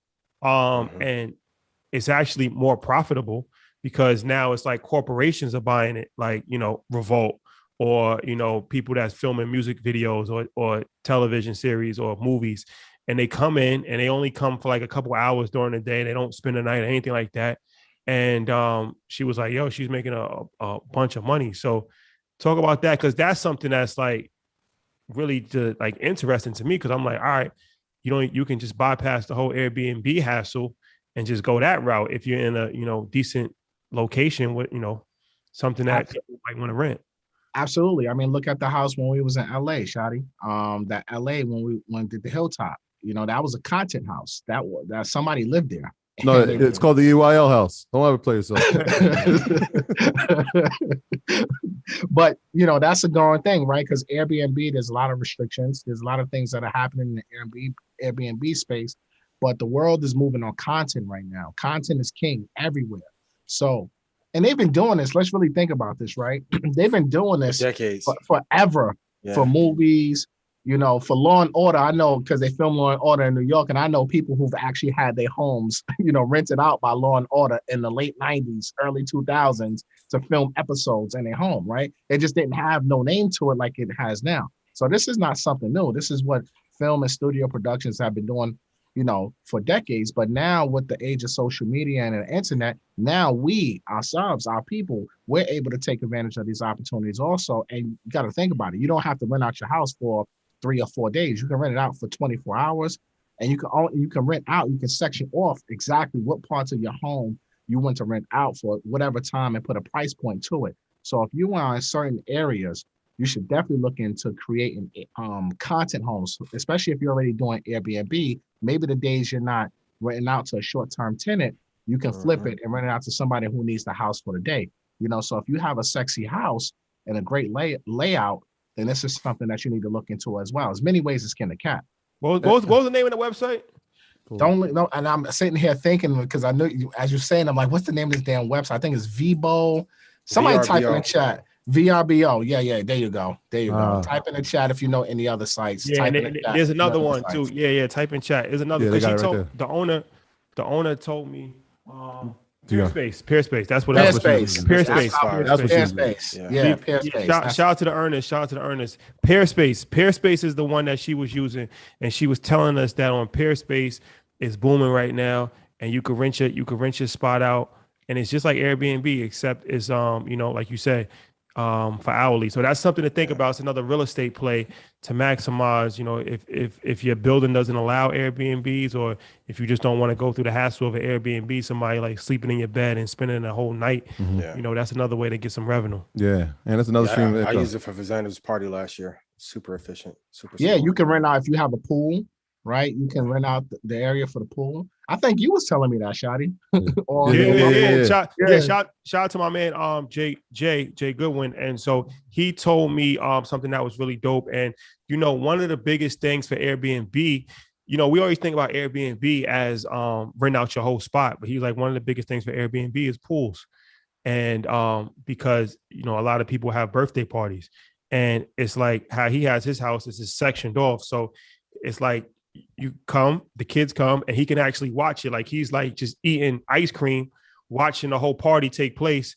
They don't even step foot in his house. Don't touch that grill. And like you could put your pool on Airbnb or put your pool on one of these platforms, not put your house on there, and potentially make enough to pay your mortgage or even more. So you just got to get creative with it. But it's interesting. Yeah, and somebody ran out your driveway. I remember working in the Bronx where parking is limited. People would just rent their driveway so you could park because there was no street parking. If you're in New York, if you're in New York City, so New York, that's normal home. That's normal. There's so many different creative ways to add additional sources of income. It's all about house hacking, right? Yeah. There's many ways to house hack, whether you're doing multifamily, single family. Obviously, the easiest preference is to do it as a multifamily. But if you got a single family, you can still bring in a lot of revenue and potentially live for free and turn that liability into an asset. MG, I sent this article to you when I saw it, man, and hopefully you could break it down for us because I was like, oh, that's pretty interesting. So Fannie Mae and Freddie Mac, they're backing home loans nearly of $1 million as the home prices soar. So I want to know the pros and cons of that, because obviously some people are like, oh, that's great, but now you have more government involved in the real estate business. What's the pros and cons?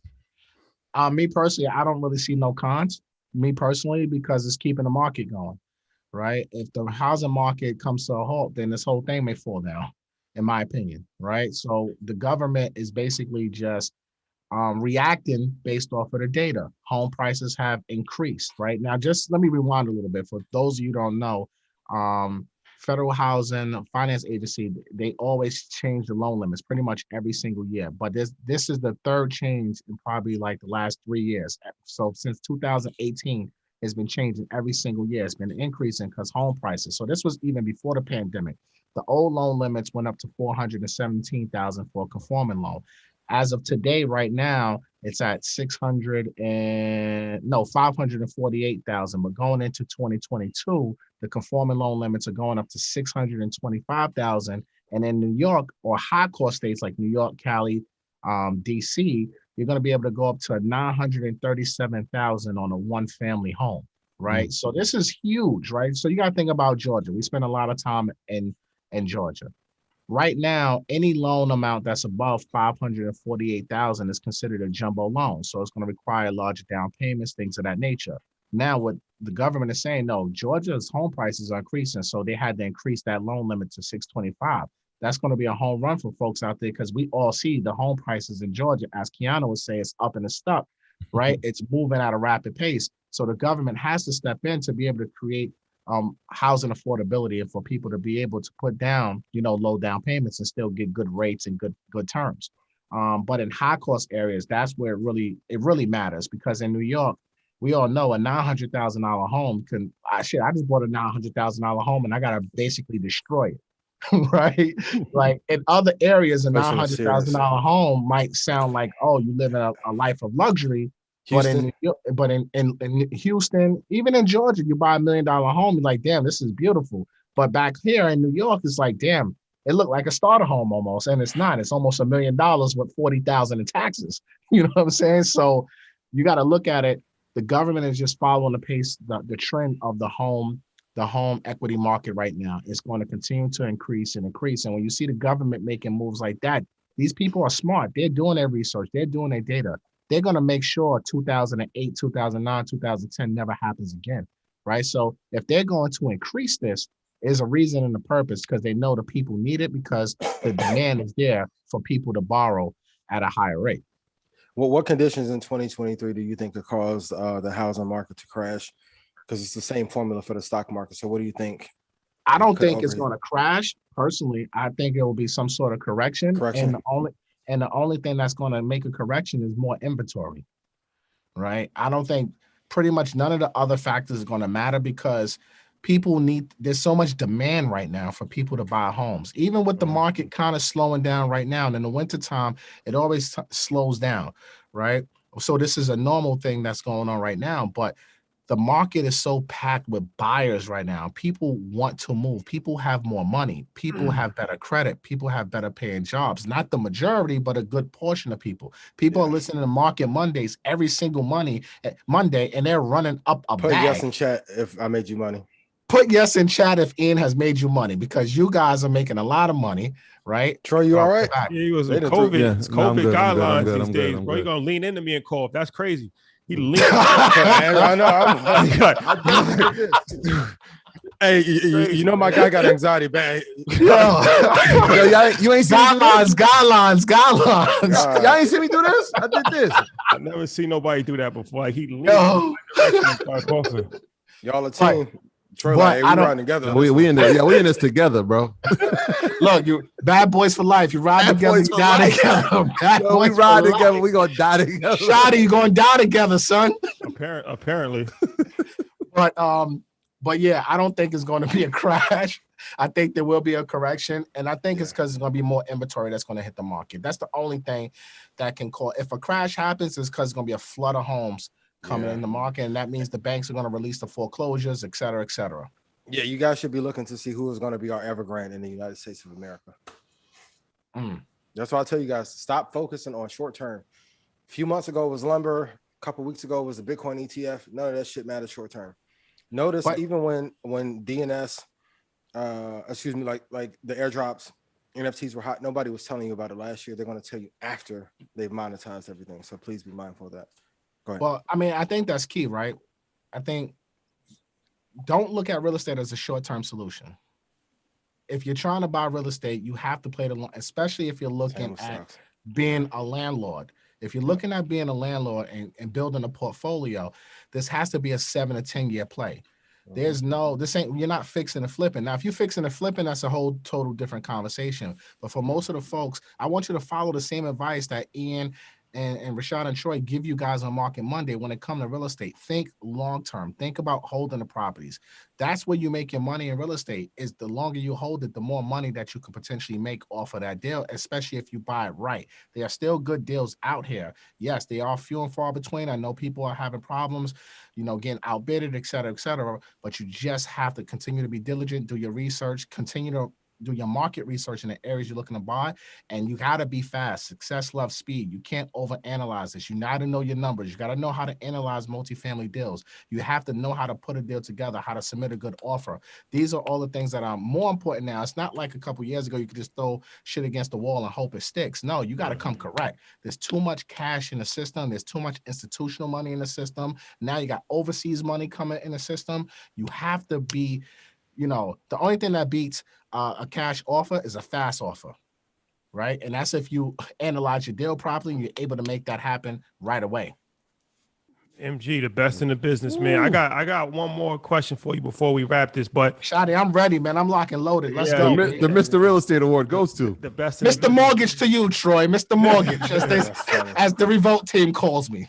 But Shout out to Revolt. Shout out to Revolt. I want to I want, while we got you here, we made an epic announcement at the beginning of the show that we're going to be in Art Basel. We're taking over the Art Basel situation.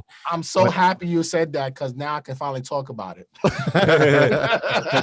MG will be in attendance. But that's not the only thing. Sir. Like we owe Miami something, but we also owe another city. We owe Oakland. I told Oakland last time we was there, I said, we owe you, because there was the biggest turnout that we've ever seen, the most enthusiastic turnout that we've ever seen.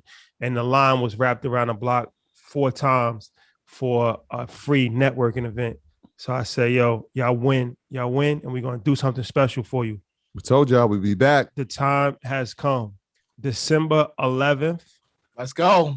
My brother, MG, the mortgage guy, all of us, we're doing a real estate expo in the city of Oakland, California. And this is going to be talking about home buying, everything you need to know about buying a home, how to get money to buy a home, programs specific for the Bay Area. This is like city specific, sponsored by the good folks at Chase. Shout out to Nicole. Shout out to the whole team at Chase. So peep this. It's the holiday season. We understand that, it's a tough time for a lot of people. So here's what we're going to do. This whole situation is free. The cost. Wait, stop. You don't breeze over that. Let's go, Shotty. No. Yeah, you see how you just breezed over that? I appreciate you. Tell them how much it costs. It's Robin Hood, man. This time around, don't expect that for every time around. But this time around, it's Robin Hood, man. We going. Like I said, Oakland. I really. Shout out to the Bay Area, man. They blew my mind with the amount of love that they showed. So we got to come back. So MG, his whole cohorts from the real estate, they're going to talk about everything to do with real estate. It's going to be an all-day situation. It's not a networking event. We're not here to party. This is here to learn. So you should bring your notepad, bring your iPad, bring all of that. And you're going to learn from 10 o'clock in the morning to probably like 4 o'clock in the afternoon. And it's going to be panels. Like I said, it's sponsored by Chase. Shout out to the good folks at Chase.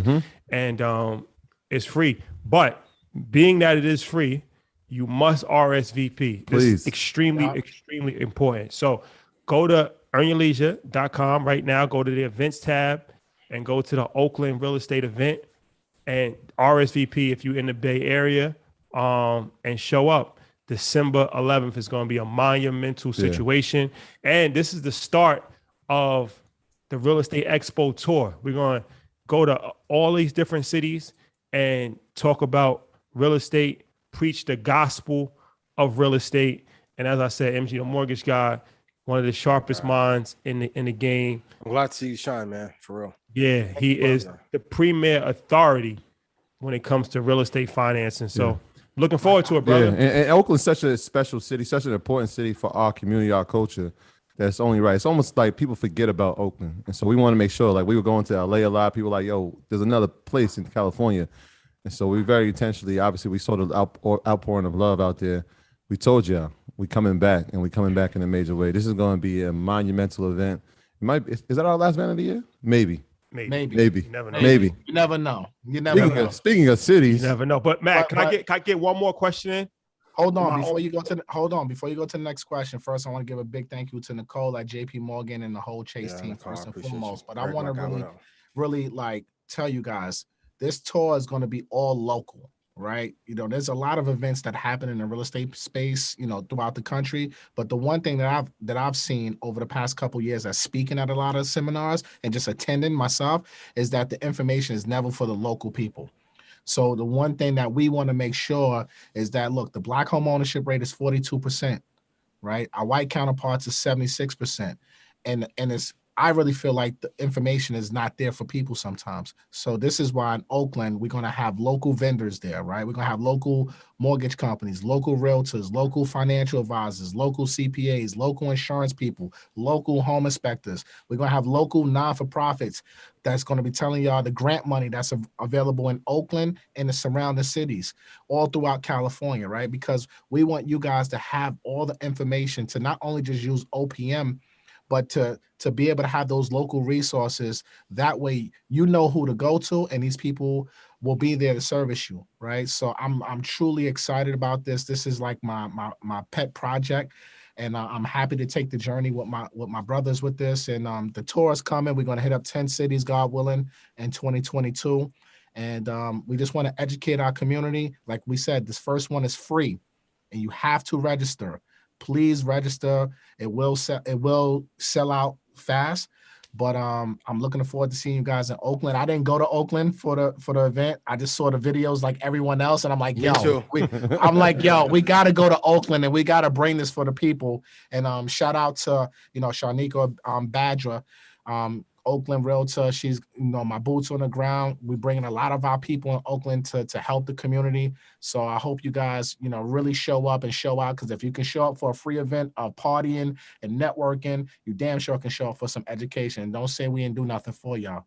Oh, don't ever say that. If it's free, it's for me. So here you go. Well, let's do this. Let's open it up to some questions. And since we got Matt, just stay on for a little bit. And let's go. We can see if people might have real estate questions, they might have stock questions, they might have some investing questions. You guys should have both, honestly. Yeah, let's open it up. All right, let's go to Tony. Tony, we coming to you. Unmute yourself. You've been unmuted. What's going on? Greetings, brothers. Can y'all hear me? Yes. How are you? Doing well. Just want to share my love, respect, and admiration for you brothers. Opening up my mind from last year with COVID lockdown. Started investing in stocks, and it's been going great ever since. How much you up? It's not looking bad right now, to be honest with you. I definitely bought in a dip in March, and that kind of leads into my question. So I was buying stocks, just haphazardly, just buying stuff. And so some of the stocks that I ended up buying, like, let me just quickly bring this up. So I bought like Activision, and this kind of leads into my question. How do you know at what point to actually sell the stocks? Ian, I know you mentioned, 2 tech stocks, 2 ETFs, but now pretty much I still have about like 14, 15 stocks that I'm trying to dwindle down. They're doing okay, but doing it down to 8. Mm-hmm. Okay, so for example, I have like Activision Blizzard, that's up like 31%. Neo is up 55%. Novanex is up over 100%. And so how do you know which ones to actually start narrowing down? The ones that have the highest drawdown for the year. So in terms of Activision Blizzard, great company, but are they the best in the gaming space? A lot of it is like, if you guys seriously want an easy blueprint to never have to worry, put your money into the number 1 players, because it's like building an all-star team. Like if you get the most dominant companies, and they usually have synergy. So AMD, Microsoft, NVIDIA, like some of these are going to overlap and they're going to do business with each other. When you look at supply chain and who they partner with, you're going to see the same companies partner with Apple, Microsoft, etc. Activision is solid. What price do you get in? Activision, I got in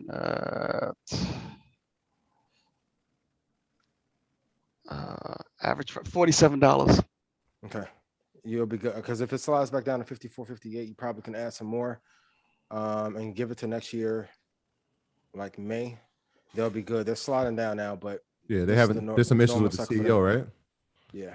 Yeah. Okay. So the other one is like Snap. I got in that Snap at $17. Should I sell that one also?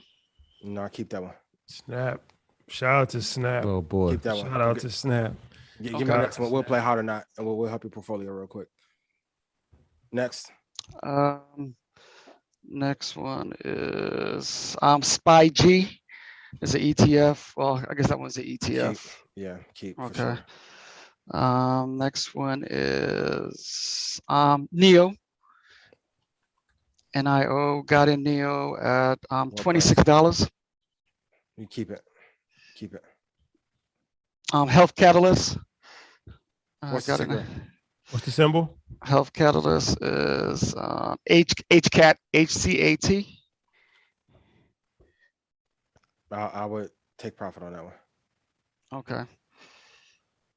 Well, I know you're going to tell me not to sell AMD. I got into AMD at $33. Ooh. 15 here. There's no question for that. Hold. No question. Hold. Shout out to 316.23 in less than 13 months. Hold. Okay. What'd you say in less than 13 months? 316.23. Yeah. All right. Okay. Tony, we appreciate you. And we're gonna take a few more calls. All right. Thanks, brothers. Appreciate y'all. You got a free consultation on your portfolio. That was genius. Shout out to Tony. He's up on that trade. Oh my God. $33. No, that's crazy. Shout out to him, man, for sure. Lauren, what's going on? Unmute yourself. You've been unmuted. What's the deal? Hello. Can you hear me? Yes. How are you? Shout out to everybody that's coming through with these crisp mics, man. This is crazy. Thanks a lot, man. Everything's great, and I appreciate everything, man. It's been nothing but a pleasure since I joined EYL University. And I just have two questions. One is first, just a simple one, crowd fear. I got that once the structure plan came around, and I heard Wall Street Trapper talk about it. So what do you think about that? It dropped, and should I buy some more? CrowdStrike. Yeah, right. We talking about CRWD. Yeah. CrowdStrike. It's for we just had this conversation. Was that like before today? So we were talking about cybersecurity, and I actually asked him like, "Yo, if you have a cybersecurity in your portfolio, obviously CrowdStrike top of the line, but I had Zscaler. I was telling people about that about maybe 2 months ago, and they've done pretty well. CrowdStrike had a slight pullback, but again, when Ian's talking about who are the leaders in the space, find the leaders, go with the leaders in the space. 223.52. You're good. Hold. 223.52. Okay. All right. Thank you. Send their Christmas card. Okay. Thank you. And my second question is for Matt MG. I watched on your channel about NACA when you had the lady talking about NACA. Mm-hmm. And I'm in Nevada, and I'm actually about to buy a house under NACA. And I also heard about you saying that with your student loans, you should get it to $1 payment, and that'll help out the payments. And I have it at $0 right now. So how would I go about getting it to pay for $1? And what do you think about NACA as a whole? You know anything about Nevada's market? So I'll tell you, the student loans, what you're referring to was the new FHA guidelines I was speaking about, where they'll use your income-based repayment plan as the payment and no longer hit you for 1%. That doesn't have anything to do with NACA. So you'll have to speak to your NACA rep to see, how they're going to calculate your student loans. That I wouldn't be able to tell you because NACA, they do their own loans. And, me as a mortgage professional, I'm not able to originate them, but I talk about them on my channel only because I want the people to have the information. Now, how do I feel about NACA loans? I look at every loan as a tool, right? When you go build a house, you're just not using a hammer. You got to use other tools to build your house. And I look at building a real estate portfolio and using real estate financing as your tools to build it as the same thing. So if you can start your house hacking journey with a NACA loan, are you buying a multifamily or one family? I'm in limbo about that. I've been on single family as of lately, but I started as multifamily. But I'm in Las Vegas, and everything is climbing. So I was looking at it as more of an appreciation move. So if you're looking for single families, I don't think using NACA for whether it's a single family or multifamily, you can go wrong. I just say you gotta be patient because NACA is a process. And you got to go through their process, and it's not going to be an easy one. But I know plenty of people who've closed with NACA loans and they have interest rates below 1%, right? I'm going to repeat that. They have interest rates on 30-year fixed below 1%.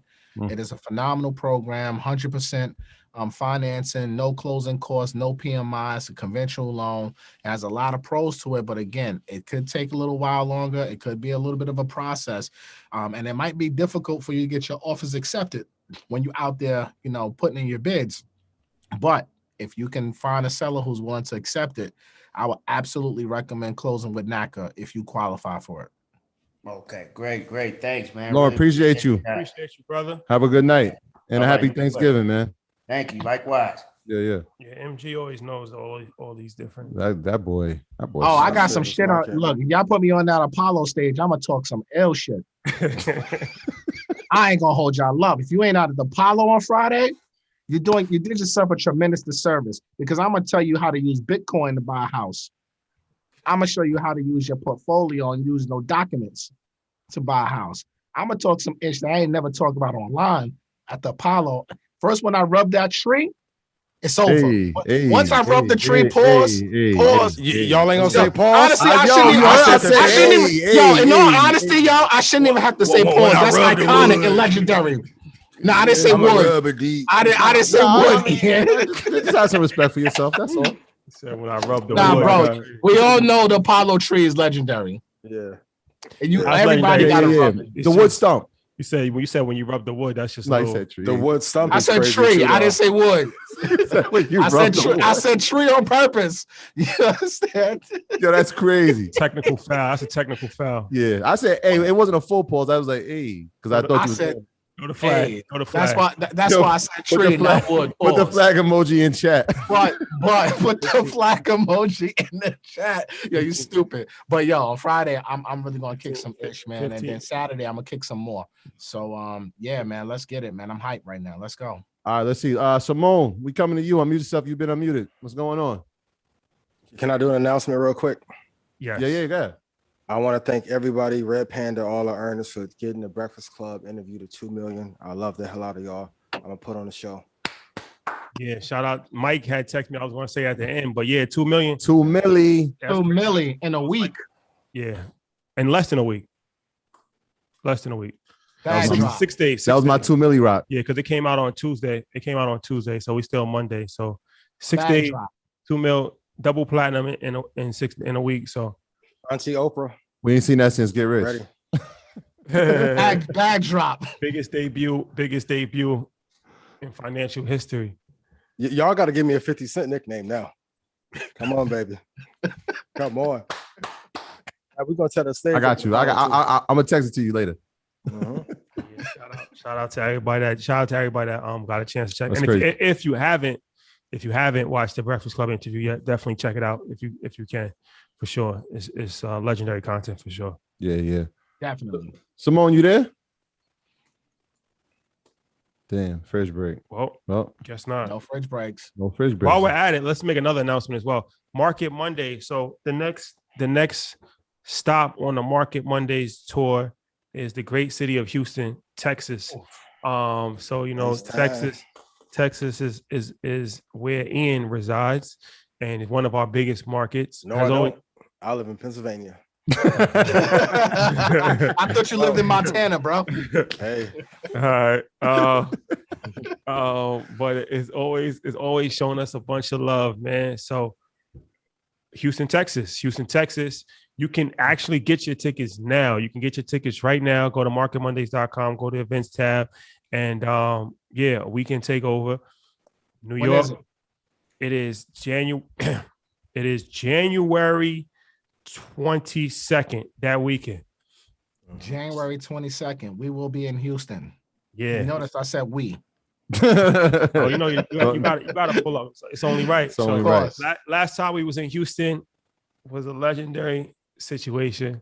That's where you met Trap at, right? That's the night we met Trap, yeah, right? definitely. Yep. Met Trap. Yeah. Interviewed Chris Senegal, met Mike Brown. Ran into Jay Prince. Prince. That was a legendary story. Was on the plane with Don Key and Paul Wall. That's a fact. Ran into met Slim Thug. Shout out to Mike. Mike. Mike had one of the most illest stories in Houston history. So Houston, Texas. You guys up next. Yeah, home and home. All right, let's go. Let's see. Let's try this. Put up 2,000 in here, boy. Aaron, he said. Aaron, you've been unmuted. Unmute yourself. What's going on? My guy. Hey, fellas. How you feeling? Good. I'm doing good, man. Good to be with y'all. I'm gonna go with what Ian said. I got one question for Troy and one for Matt. He did say ask two questions, so we get to break guidelines. Troy, I got a question. For $2 million. I'm listening. Yeah. So I know you're the research king. And you stay in your bag, stay in the charts.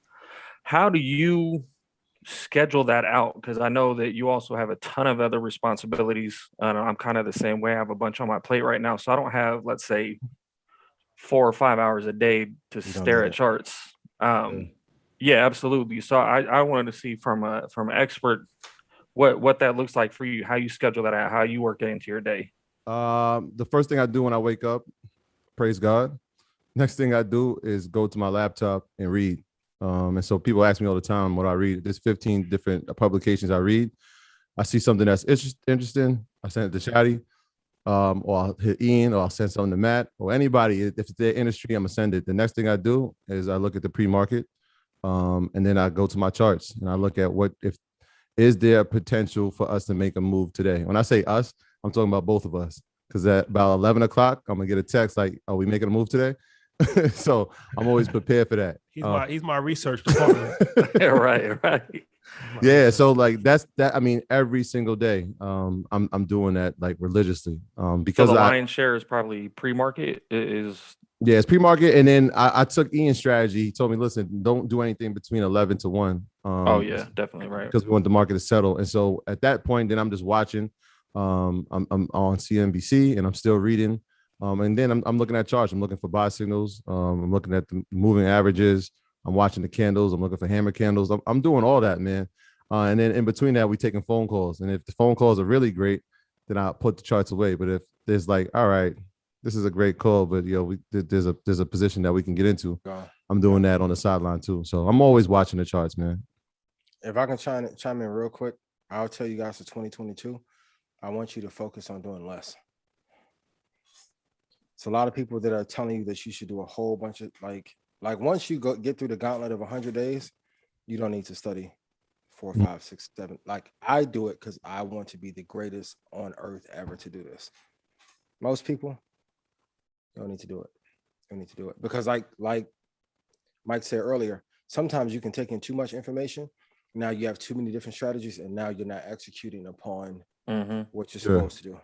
Yeah. So that's good. Yeah, and that's kind of why we said like when they asked how many trades do we make, I know like the number's it's definitely under 15 for me for the year, but I want to know as much information as possible because again, the more I learn, the more I can teach.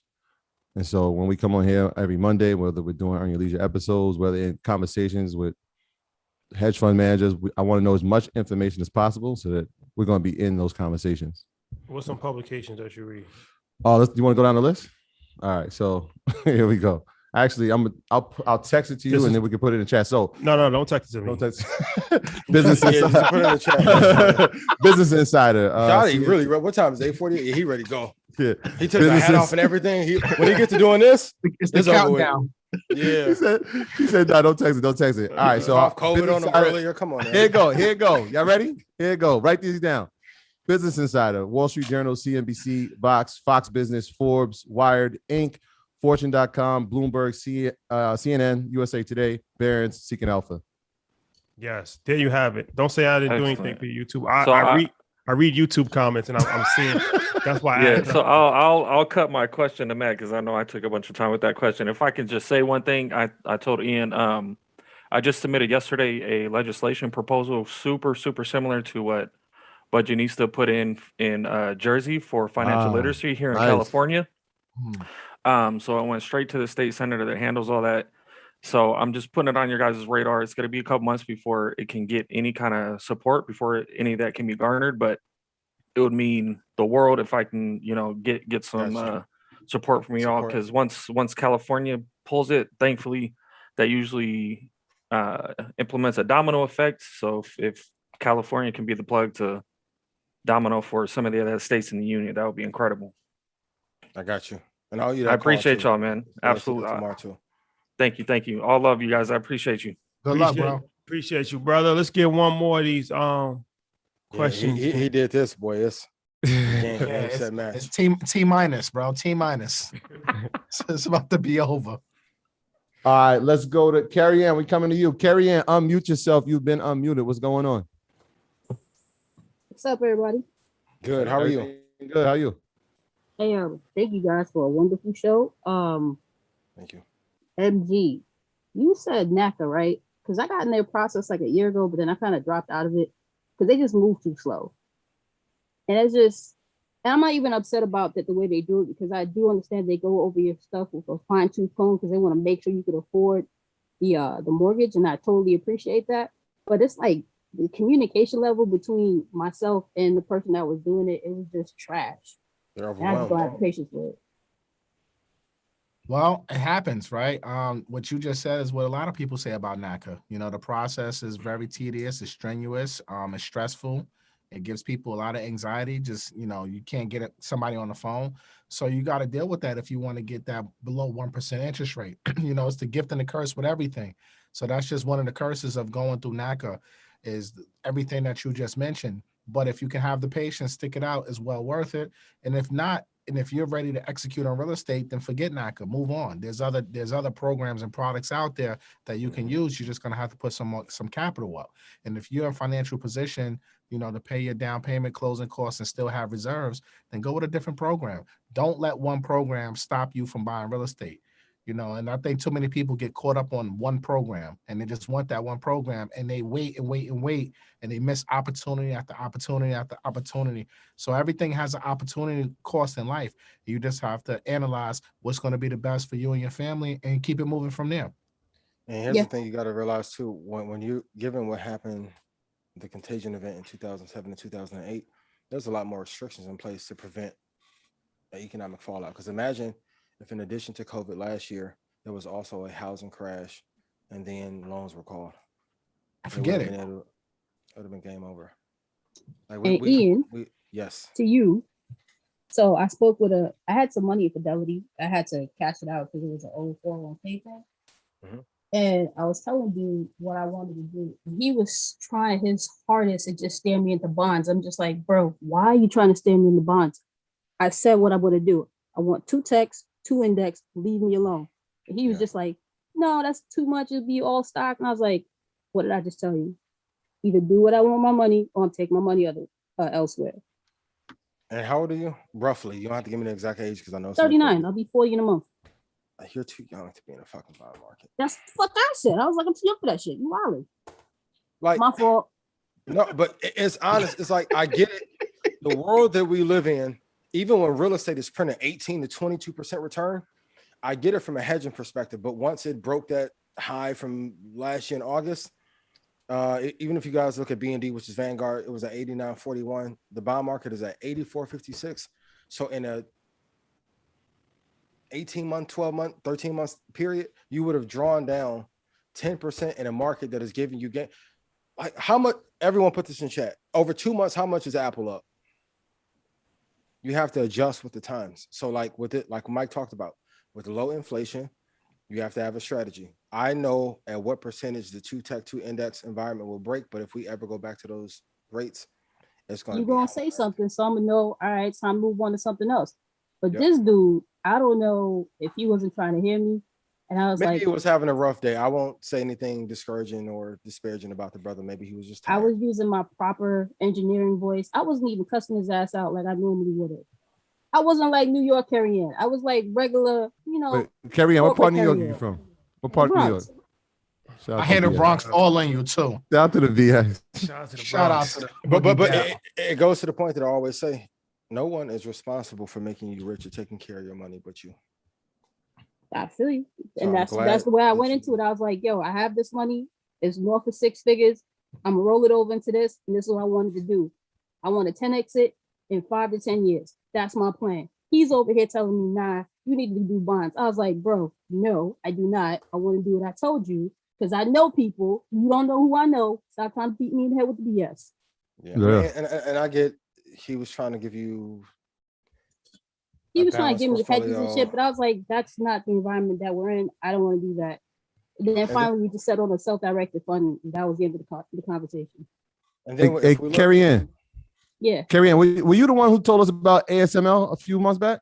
I told you about ASML, and then we started that conversation of Global Foundry. Oh man, yeah. And now they quietly went public. Nobody even made headlines about it.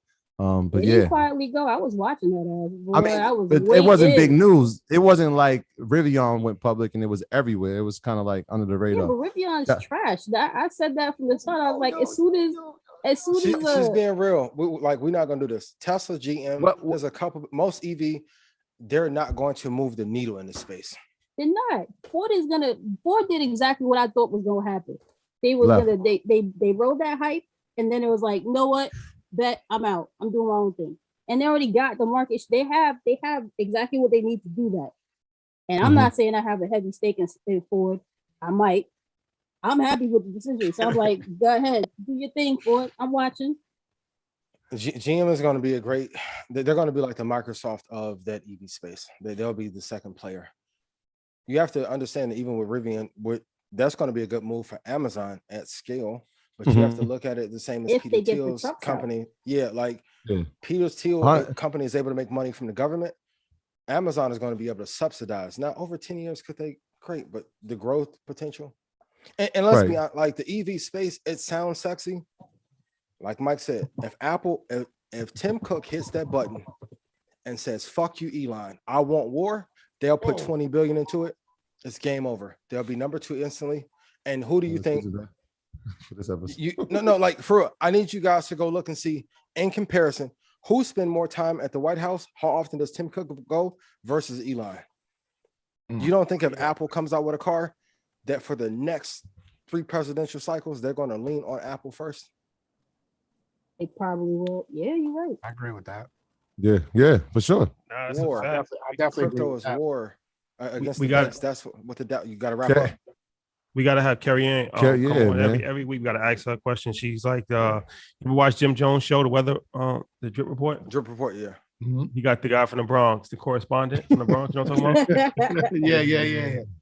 Yeah. Kat, I'm glad you called it because I'm like, yes, this is the Carrie Ann I talked about ASML. Yes, thank you for that. Thank you. Hopefully, people took advantage of it at the time you said it, because it's been nothing but growth. It's going crazy. So shout out to you. Thank you.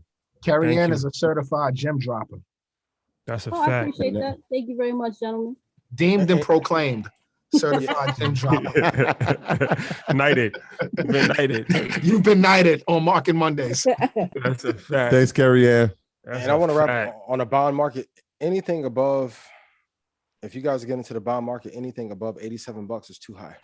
That's why I tell you guys, go study the entire history of that landscape. You were buying in the top 90% of the market. You have no edge there. Like you really need to get, if you're going to get B&D, you need to get it in the 70s, ideally like $69, $70. There is no alpha there for the bond market because all the money is flowing out elsewhere. It's an old and antiquated strategy. Even if you're older, in your 60s, you should not be heavily weighted in the bond market. Should not be.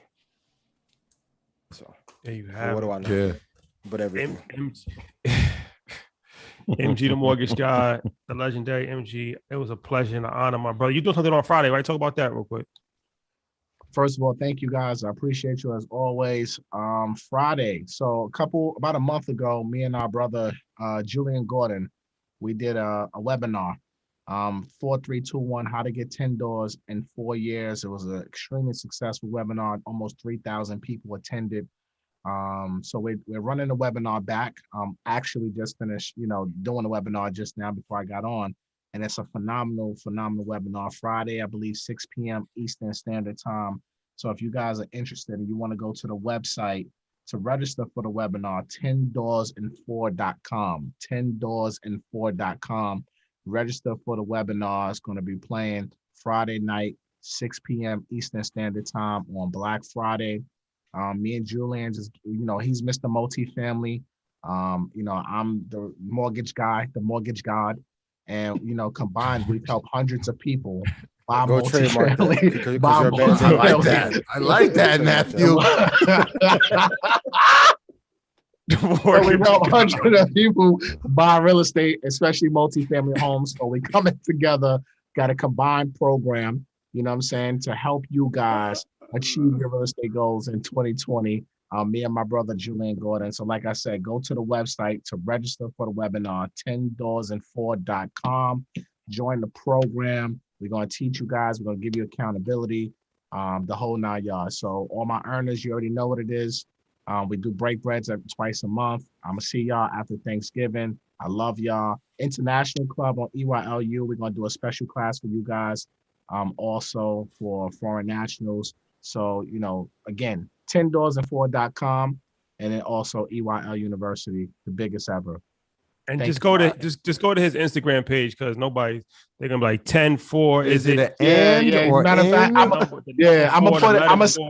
I'm gonna send the link to Mike so he can put it in the description of the video, and then also go to my link in my bio. Yeah, just go to his Instagram, MG the Mortgage Guy on Instagram. MG the Mortgage Guy. It's been a pleasure, my brother. I'm gonna give everybody the last word, but I just wanted to say, everybody enjoy this holiday. If you have family, cherish your family. It's very important. Absolutely. And if you are fortunate enough to give back in some capacity, give back, even if it's just a smile or even if it's just a word of encouragement. You never know what somebody's going through, and holidays are very depressing time for a lot of people that may not financially be able to provide for their families, or they might not have family. Everybody's not blessed to even have family. So if you are fortunate, it's not just about money. It's about, your health. It's about your family, all of that. So if you are fortunate, first and foremost, be thankful for your fortune and share your fortune. And like I said, it doesn't just mean money. It could just be some information. It could mean a smile. It could mean, helping somebody across the road. All of that goes a long way in this world. We need more positive acts of kindness.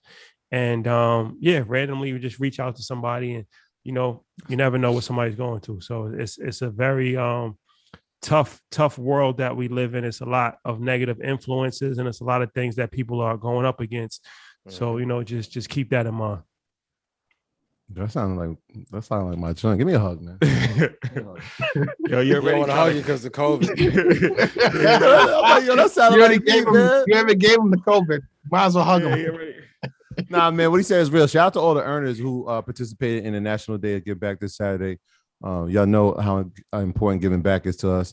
And what Shotty said was 100% accurate. If you're fortunate enough, please, not just money, but give time, because that's valuably important to people who no one's paying attention to. Our homeless population, for sure, our people who are incarcerated. Please reach out, because it really can change someone's life. And so I want to just give a huge shout out to all the educators out there. Y'all know, obviously, I come from education, and this year has been tough. From all the likes, every time I speak to somebody in the education field, they just tell me how rough this year has been. And so some of the morale has been lost. So I want to pray for all my teachers and pray for all the students, man, because again, we talk about having food as an option, or not having food is not being an option anymore. So during this holiday break, think of the children who don't have families and who aren't fortunate enough to have a Thanksgiving dinner or a meal with theirs. So if you can give back, if you donate food to a school or a food pantry, please, I encourage you to do that. I definitely will. We will definitely be doing that. So again, prayers up to everybody. Enjoy this holiday. Be safe. Be safe. Be safe. Be safe. Safety first. And rest in peace to Young Dolph. Rest also in peace. Yes. Rest absolutely. in peace. Condolences to his family, for sure. Ian, what would you like to say? I appreciate you guys so much. Everybody in Red Panda, thank you for running these numbers up. It was a monumental moment. They're all the earners. Thank you. I appreciate the support. Matt, like I told you, we was in the Uber in Atlanta. Step into your greatness. Shine bright. Don't let anybody dim your light. It's time for you to go 100 levels higher. Stock Club members, Stock Club calls will return December 4th.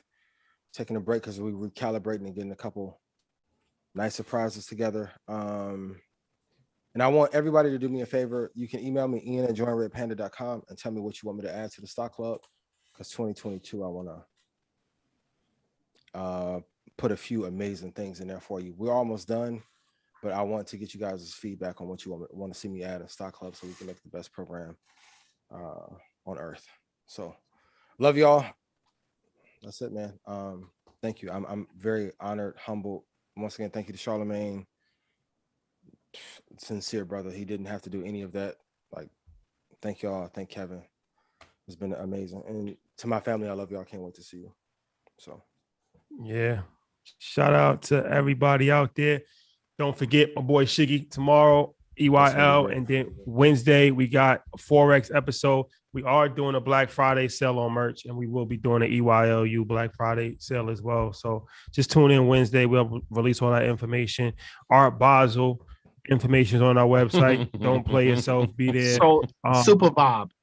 No, it's going to be a situation that's going to be legendary. Silky situations. Yes. Please dress responsibly. And Oakland. Yo, Shotty's crazy. Yo. Nah, because I remember I'm from that era where I gotta talk about this real quick. Rants and gyms. Let's do it, man. You know, talk about how they be tying their shoes. Well, when I was super tight, like they're about to go hoop outside. Maybe. When I first started to go to Miami, you know, I remember the Forge. I remember the Fifth. I remember Privé. Last party we had, they shut down Privé. I was in Privé. And Privé was the first club that I actually ever saw in my life that did not have a line. It was a mosh pit of people, and the bouncers just individually picked whoever they wanted to come in. That blew my mind. I never saw anything like that. And then the Fifth carried on that same tradition. Yeah. Fifth became 500 after that, I think. Yeah, and then of course, you know, you got the Lives and all of that. So I say that to say Miami, at least back then, it was like you couldn't play yourself and not. You had to look the look. Mm-hmm. You had to look the look. Miami's one of these places where you had to look the look. And that really set the tone for that city. So shout out to Ross. Shout out to, when I think of Miami, I think of like that Rick Ross, Maybach music, Aston Martin music. That's the kind of vibe I think of when I think of Miami. Drop top in a ghost me? Yes. So we gonna recreate. Yo, Troy, you on one today, son. We gonna recreate that. I don't want to say Cocaine Cowboys. No, that's not good. Hey yo, listen up. I'm telling you. We're gonna have that cloth on. Shot. We're gonna be outside. Y'all saw what happened to Josephine's. Ian, you can sleep now. It's gonna be on. We're gonna have Ian outside with us. We're gonna have them drop top. We're gonna be outside. Financially responsible though. Don't forget that part. Yes. Financially responsible is the key, because you know the last time we all was out turning up, it was kind of, you know, outside was expensive that night. Expensive food pain. and beverage. Expensive pain. Expensive pain, bro. Expensive I like that. Pain. But you itemized it though. Food and beverage. Food and beverage. That's the key. Company outing. That damn sure was a company outing. Company Marketing outing. Promotions. Expensive. definitely marketing and promotion. That's a new item line. Thanks, Ian. Thank you. Shout out to Miss Business. We meet with her tomorrow. But yeah, so shout out to Miss Business. That's a fact. That's a fact. She'll be here tomorrow. Call my CPA. So yeah, and then, yes, Oakland Real Estate Expo, December 11th. We're coming to the town. Shout out to the town. We'll be in there. We'll be in the town a few days early. Yeah, we'll tell you about that later. So yeah, it's a legendary run. It's better to be friends with us. That is a fact. You don't want to be on the outside looking in. Be kind. I hate to be on the outside of this bubble. You said no window shopping? No window shopping allowed. Unfortunately. Congratulations. Be kind. Friendships are very important in this world. Relationships are important. Yeah. Yes, that's true. We're not gonna give any bulletin board material. So, all right, y'all. All right, guys. Be safe. Shout out to all the cooking committees out there. Shout out to all the eating committees out there. Enjoy your Thursday. Shout out to Friendsgiving. That's the new vibe. Yeah, Friendsgiving. that is a vibe. Shout out to that. Let's get this Breakfast Club to 5 million. Ooh, that's a new number. That's the new number. 5. Let's do it. Let's do it. And listen to all the executives in the media. Please stop playing me like I'm not top tier talent. We're gonna put on a bigger show every time. Every city gonna be bigger. Shawty, there's the energy. See? There it is. See, if we get on at the same time, it's gonna be trouble. Yeah, I like this end. Yeah, I like this end. Let's go. We don't know. Your Q score is considerably lower than we would like. Okay. Shout out to Charlamagne. So, like, we gonna run up. Hey, yo, Matt, when he picks up the microphone, that's when he's about to go at it. Yeah, you can see it. I'm talent and financier. Quit playing with me. Don't play with what we doing. UTA, what we doing? Oh, let me see you soon. Shout out to UTA. Let me say this before I forget. This is marketing, by the way. I'm humble. Watch my TED Talk. Watch my TED Talk. Also, if you get an opportunity. No, let me do it. Listen. This man right here, he putting on a TED Talk for the ages. It's called the Financial Revolution because that's what it is. We just happen to be blessed to be a part of it, and some may say at the forefront of it. It's a 17-minute dissertation. You got to draw a line in the sand, okay? The line has been drawn. You got to pick what side you're on. That's why we call it bunker season. Bunker season. Bottom line, get your helmets on and get in your bunker if you're not on this side of the line. Yo, y'all on one today. Yo, what did I miss on the first half? Yo, y'all on one. Nah, it really is bunker season. But nah, seriously, go check that out. That TED Talk is incredible. The Financial Revolution will be monetized and it will be televised. And he said that very eloquently. It was a standing ovation. The first standing ovation of that night was when he had finished that. So shout out to you and everybody that was in attendance to witness that. Say that bar one more time. The Financial Revolution will be what? Tell him. Say how you said it too. It will be televised and it will be monetized. He said that his Rashad. You was playing some AZ when you wrote that one, ain't it? Yeah, he was definitely playing some Nas when he came up with that one. It was definitely his Esco shit on that one. We're gonna write a documentary on it. Oh man, big bars, big bars only. What a time! Be alive. All right, guys. Oh, LeBron James, hold your head. The first time that he's ever got suspended in the NBA, you should be ashamed of yourself. How many games they give him? I don't know. Any he game got was too one game, much. I think. You can't suspend the king. That's been 18 years. He's never got suspended ever. You can't suspend the king. The boy got stitches in his face. You can't suspend the king. He elbowed your man. He out. Yeah, come on. Come on, bro. It was an accident. It wasn't no accident, bro. It was an accident. Nah, that boy has stitches in his face. It was an accident.